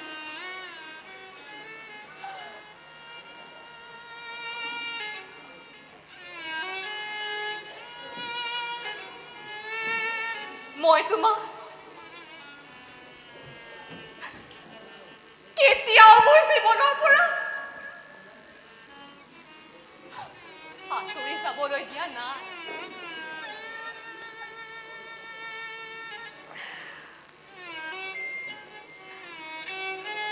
তুমি নতুন নতুন ৰচনা কৰি গলা আৰু মই তাতে মোৰ জীৱন সাৰ্থক বুলি ভাবিছো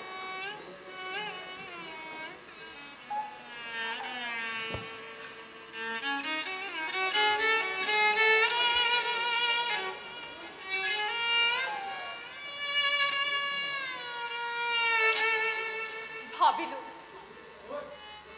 মোৰ জীৱনৰো কোনো মূল্য আছে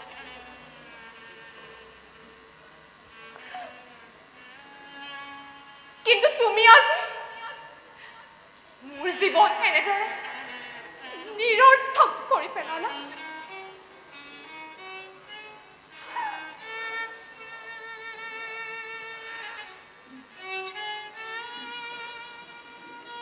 তুমি জানো জীৱনত মোৰ দৃষ্টিৰে ল'ব পাৰিবা তুমি জানো জানা যোৱা বছৰ কেইটা মই কিদৰে কটাইছো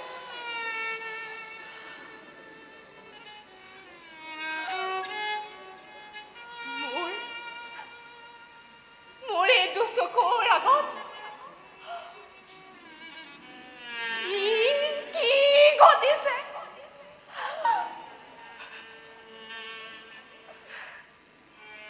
জানা মই এতিয়া মোৰ নাম হেৰুৱাই এটা বিশেষণ পাইছো মোৰ এতিয়া কোনো নাম নাই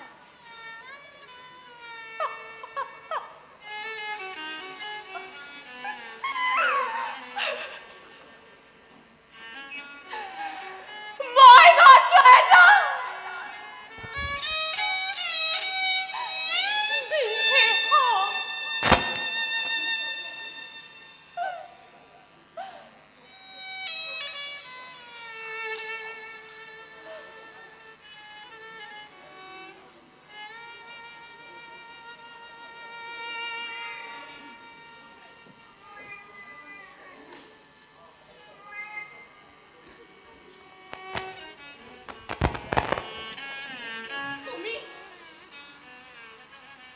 জীৱটো দেখিছা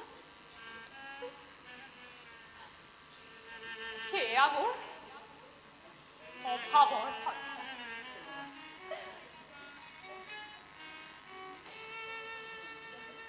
মই শুনিছো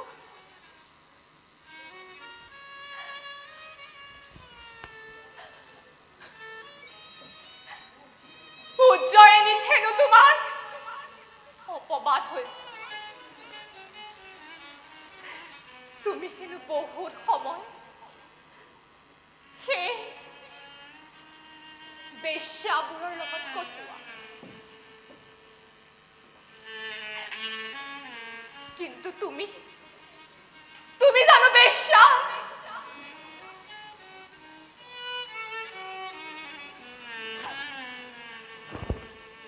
এই ৰূপ দেখিছা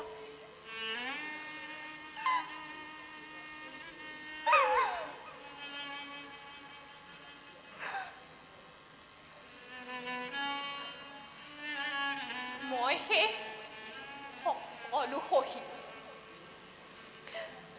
যাতে তুমি অক্ষত থাকা তুমি তোমাৰ অস্তিত্ব বজাই ৰাখা কাৰণ মই নিজক মোৰ নিজৰ মাজত নেদেখি তোমাৰ মাজত দেখি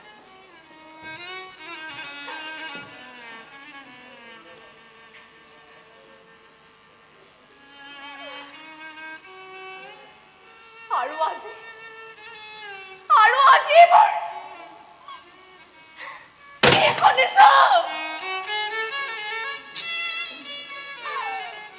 তুমি সকলো ত্যাগ কৰি সন্ন্যাসনা কিয়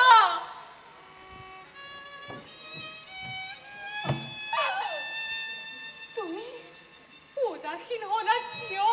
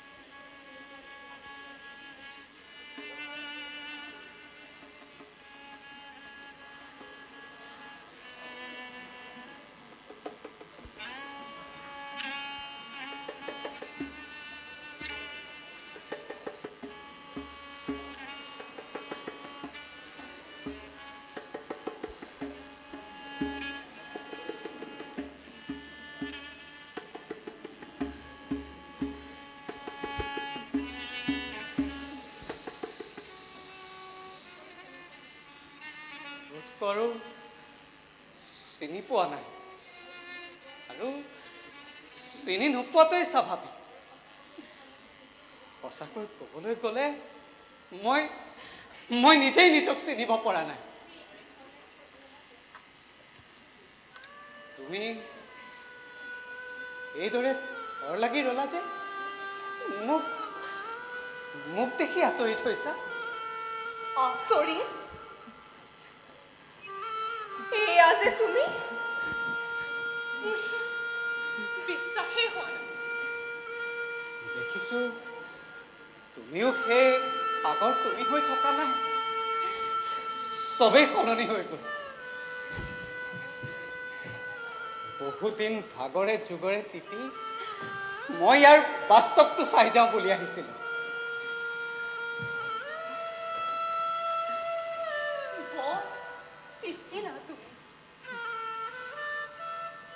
মোৰ ইয়াত শুকান কাপোৰ তেনেকৈ নাই নাই মই তিতাৰ কথা তুমি চিন্তা কৰিব নালাগে আজি কিমান দিনৰ মূৰত এনেকৈ তিতিবলৈ পাইছোঁ জানা সেইদৰে তিতাটো জীৱনৰ এক মহৎ আকাংক্ষা হ'ব পাৰে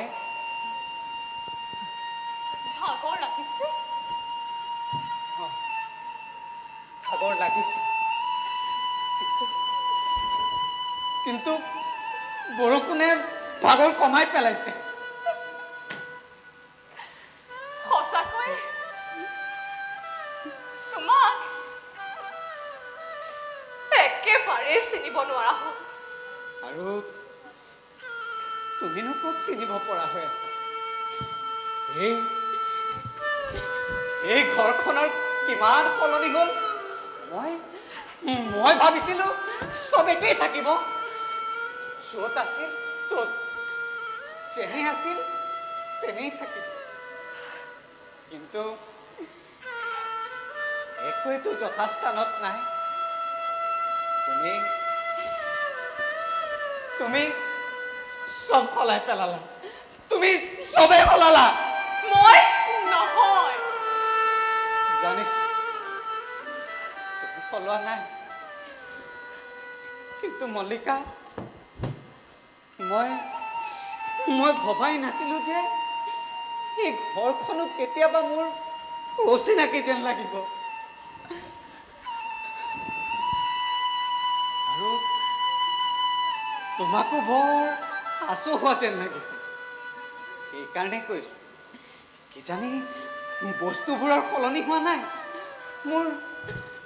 মোৰ দৃষ্টিহে সলনি হৈছে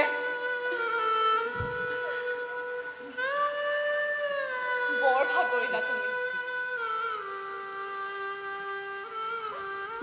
বহি লোৱা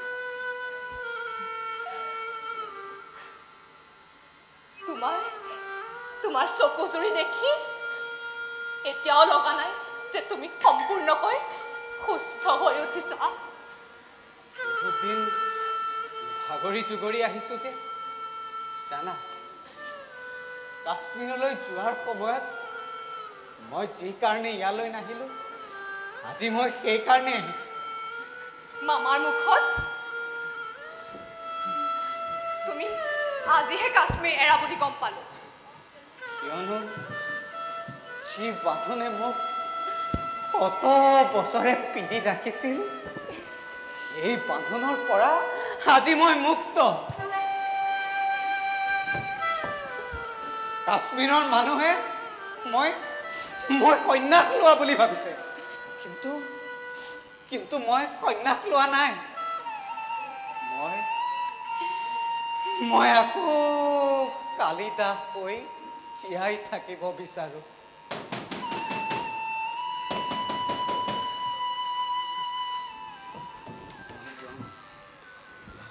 দুৱাৰ নুখুলিবা কোন আহিছে চাই লোৱা বৰষুণৰ বতৰ যিকোনো মানুহ হ'ব পাৰে তুমি কি কৈ আছিলা কৈ যোৱা সময়তে এইটোৱে বন্ধ মানুহজন কোন কৈছো নহয় যিকোনো মানুহ হ'ব পাৰে কিন্তু মাতটো চিনাকি যেন লাগিছে। তোমাৰ ভাগৰ লাগি আছে, গাও বৰ এটা ভাল নহয়। বহি লৈ কথা পাতাচোন। মই বহুতবাৰ নিজৰ বিষয়ে চিন্তা কৰিছোঁ মল্লিকা। মই ইয়াৰ পৰা যাবলৈ বিচৰা নাছিলোঁ। মোৰ নিজৰ ওপৰত বিশ্বাস নথকাটো ইয়াৰ এটা কাৰণ হ'ব পাৰে। মই কাশ্মীৰৰ কাষত পোৱা বুলি শুনি তুমি চাগে আচৰিত হৈছিল। অভাৱপূৰ্ণ জীৱনৰ সেয়া এক বাস্তৱ প্ৰতিক্ৰিয়াহে আছিল। কিন্তু মই যে সুখী হ'ব পৰা নাছিলোঁ, সেই পৰিৱেশৰ নহয়, দুখ মোৰহে আছিল। যেতিয়াই মোৰ দৃষ্টি দূৰ দূৰণিত থকা সেই দিগন্ত ৰেখাত নিবদ্ধ হয়,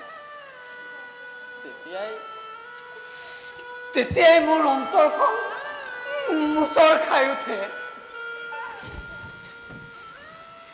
সেই বিশালতাৰ পৰা মই যে কিমান দূৰ আঁতৰি আহিলোঁ। কাশ্মীৰলৈ যোৱাৰ সময়ত মই এইফালেদি যাব খোজা নাছিলোঁ। মই জানিছিলোঁ সেই গাঁওখন ইয়াৰ শাৰী শাৰী পৰ্বতমালা আৰু এই উপত্যকাবোৰে মোৰ সন্মুখত এটা ডাঙৰ প্ৰশ্ন হিচাপে থিয় হ'ব। কিন্তু মই লোভ সামৰিব পৰা নাছিলোঁ মল্লিকা। আৰু তেতিয়াই মোৰ মনটো প্ৰথমবাৰ মুক্তিৰ কাৰণে তৎফতাই উঠিছিল।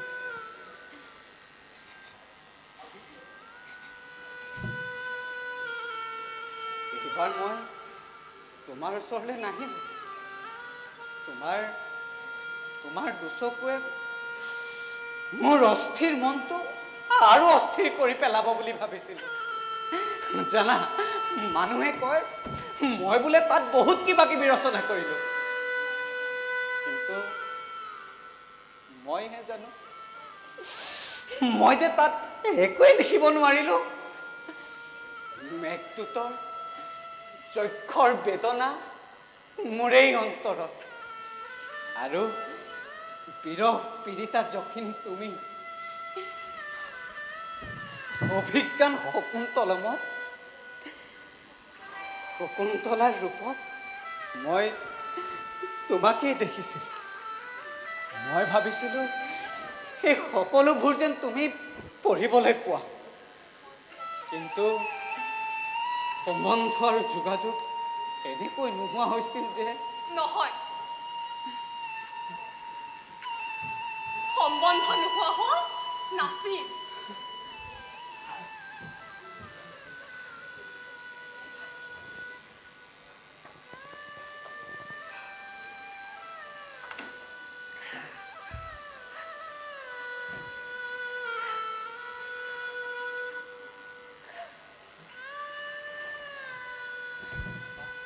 মেঘদূত, তুমি মেঘদূত কেনেকৈ পালা? মেঘদূত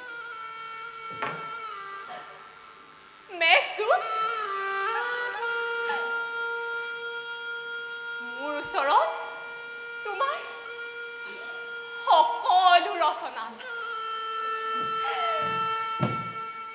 শকুন্তলা আৰু ৰঘুবংশ মই কেইমাহমানৰ আগতহে পাইছোঁ।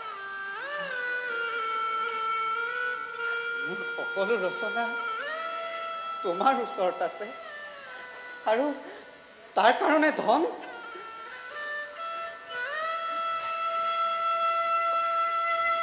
উজ্জয়িনীৰ ব্যৱসায়ীবিলাক কেতিয়াবা সেই বাটে দিও যায়। মই তেওঁলোকক কৈ অনাইছিলোঁ, এখন দুখন কিতাপ পাবলৈ কেতিয়াবা এবছৰ, দুবছৰ, 3 বছৰ লাগে। ধন গোটাবলৈও মই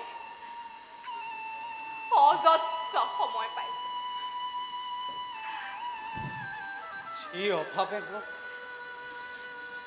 অত বছৰে পিৰি ৰাখিছিল, সেই পীড়া আজি মই বেছিকৈ অনুভৱ কৰিছিলোঁ।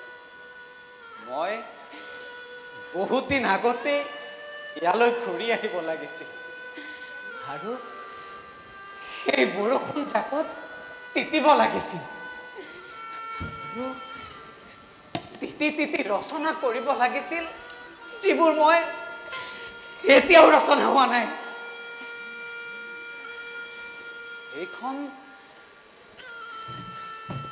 এইখন কোনখন গ্ৰন্থ? এইবোৰচোন খালী পাতহে। সেইবোৰ খালী পাত?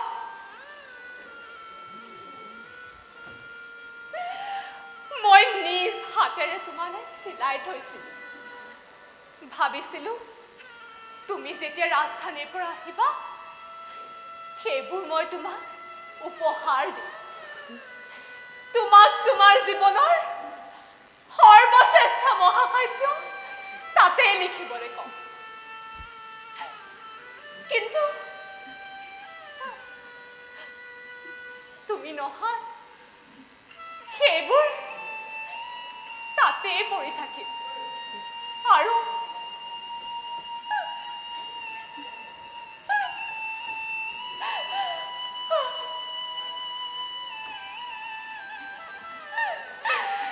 সেইবোৰ লাহে লাহে উৱলি যাবলৈ ধৰিলে। মই মহাকাব্য ৰচনা কৰিবলৈ এইবোৰ তুমি নিজ হাতে থৈ দিছিলা?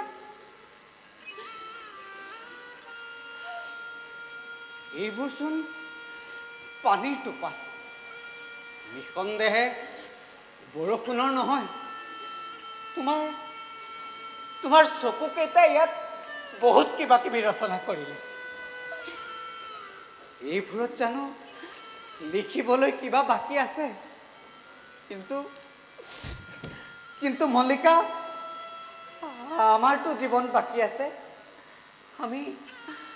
আমি আকৌ আৰম্ভৰ পৰা আৰম্ভণি কৰিব নোৱাৰো নে?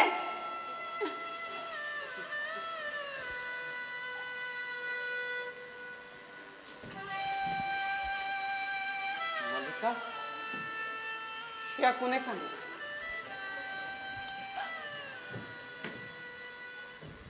সেয়া মোৰ বৰ্তমান। তোমাৰ বৰ্তমান?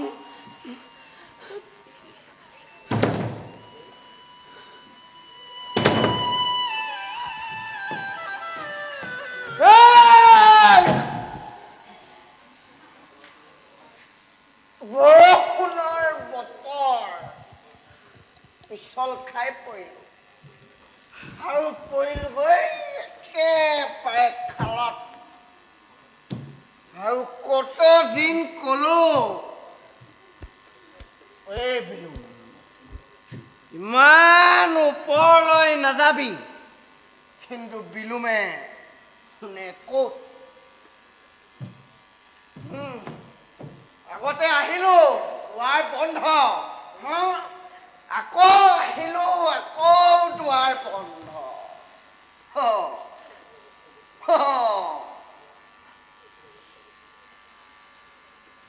চকুৰ অৱস্থা যে কি হলগৈ।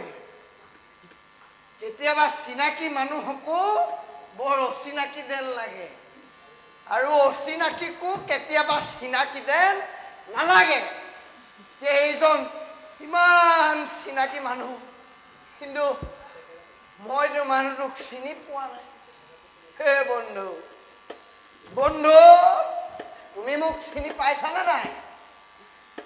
চেহেৰা একেই আছে, কিন্তু মানুহজনহে সলনি হ'ল। কথাবোৰো একে আৰু মাতটো একে। কিমান দিন যে তোমাক লগ পোৱাৰ ইচ্ছা আছিল। আহা আহা,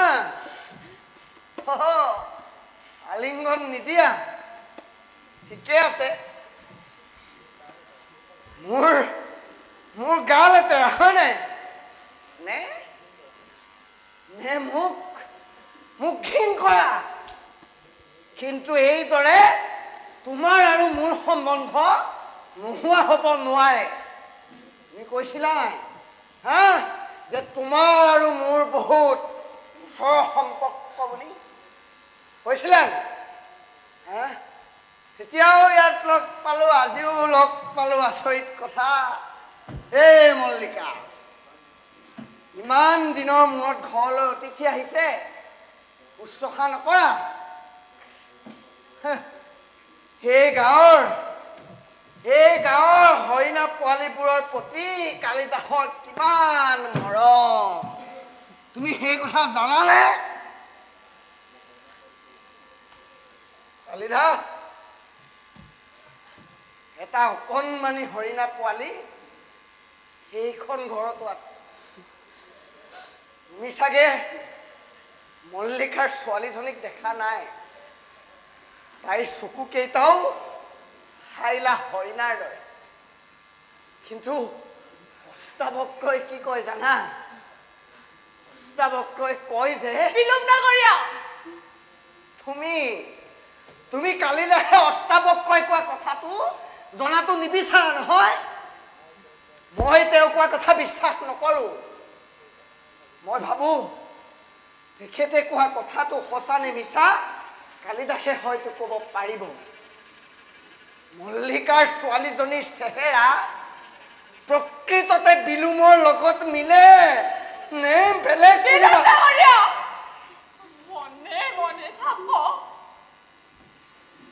বোলা চাবাগৈ আহা। মই কৈছো তুমি ইয়াৰ পৰা যোৱা। কিহৰ কাৰণে? তুমি যে আহিছা সেইকাৰণে। শুনিছো বোলে শাসনতন্ত্ৰ অতি শক্তিশালী। মই কৈছো তুমি ইয়াৰ পৰা যোৱা বিলম। বঢ়িয়া। আজি অত বছৰৰ মূৰত তুমি যে ইয়ালৈ উভতি আহিছা, এৰি থৈ যোৱা এই ভূমিৰ প্ৰতি আজি যে তোমাৰ অধিকাৰ জাগিছে, সেইকাৰণে মই যাম। কিন্তু তোমাৰ আদেশ বুলি নহয়। তুমি যে এই ঘৰৰ অতিথি, সেইকাৰণে মই যাম। চাবাগতে অতিথি সৎকাৰৰ প্ৰতি কোনো খুঁত থাকি নাযায়। মই গুচি যাম।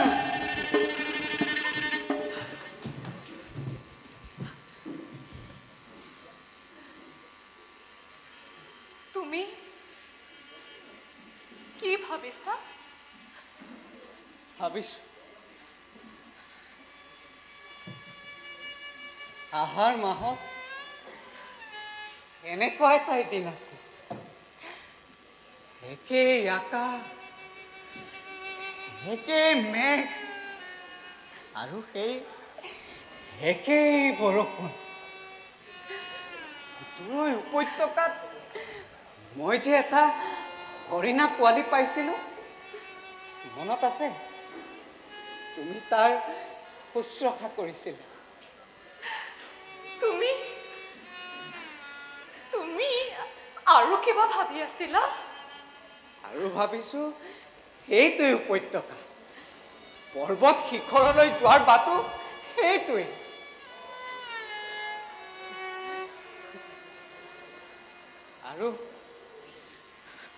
আৰু ভাবিছো সেই একেই চেতনা, য'ত কম্পন আছে, আৰু সেই একেই হৃদয়, য'ত আবেগ আছে।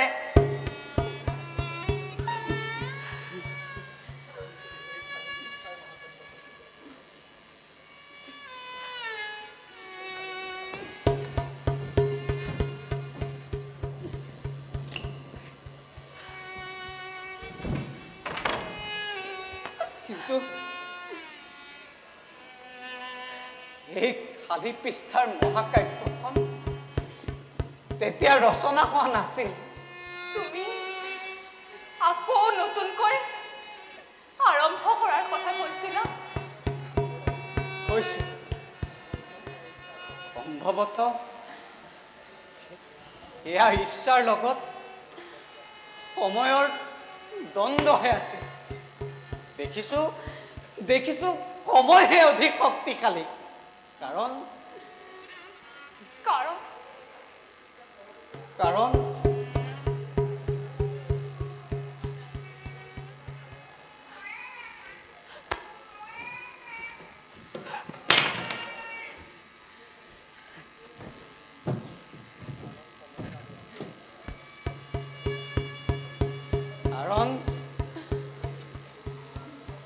সময় কালৈকো ৰৈ নাথাকে।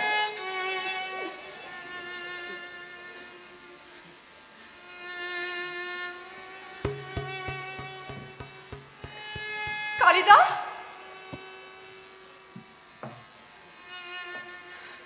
কালিদা,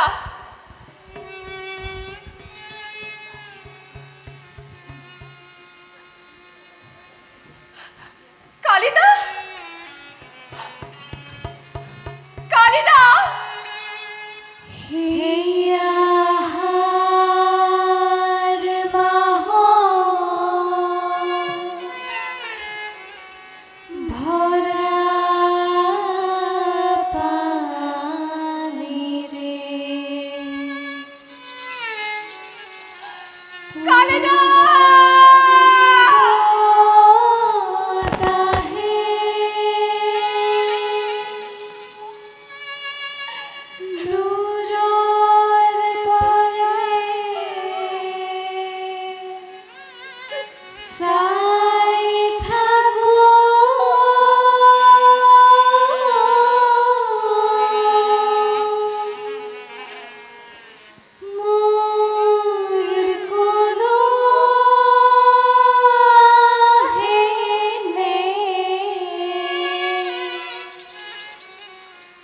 Hey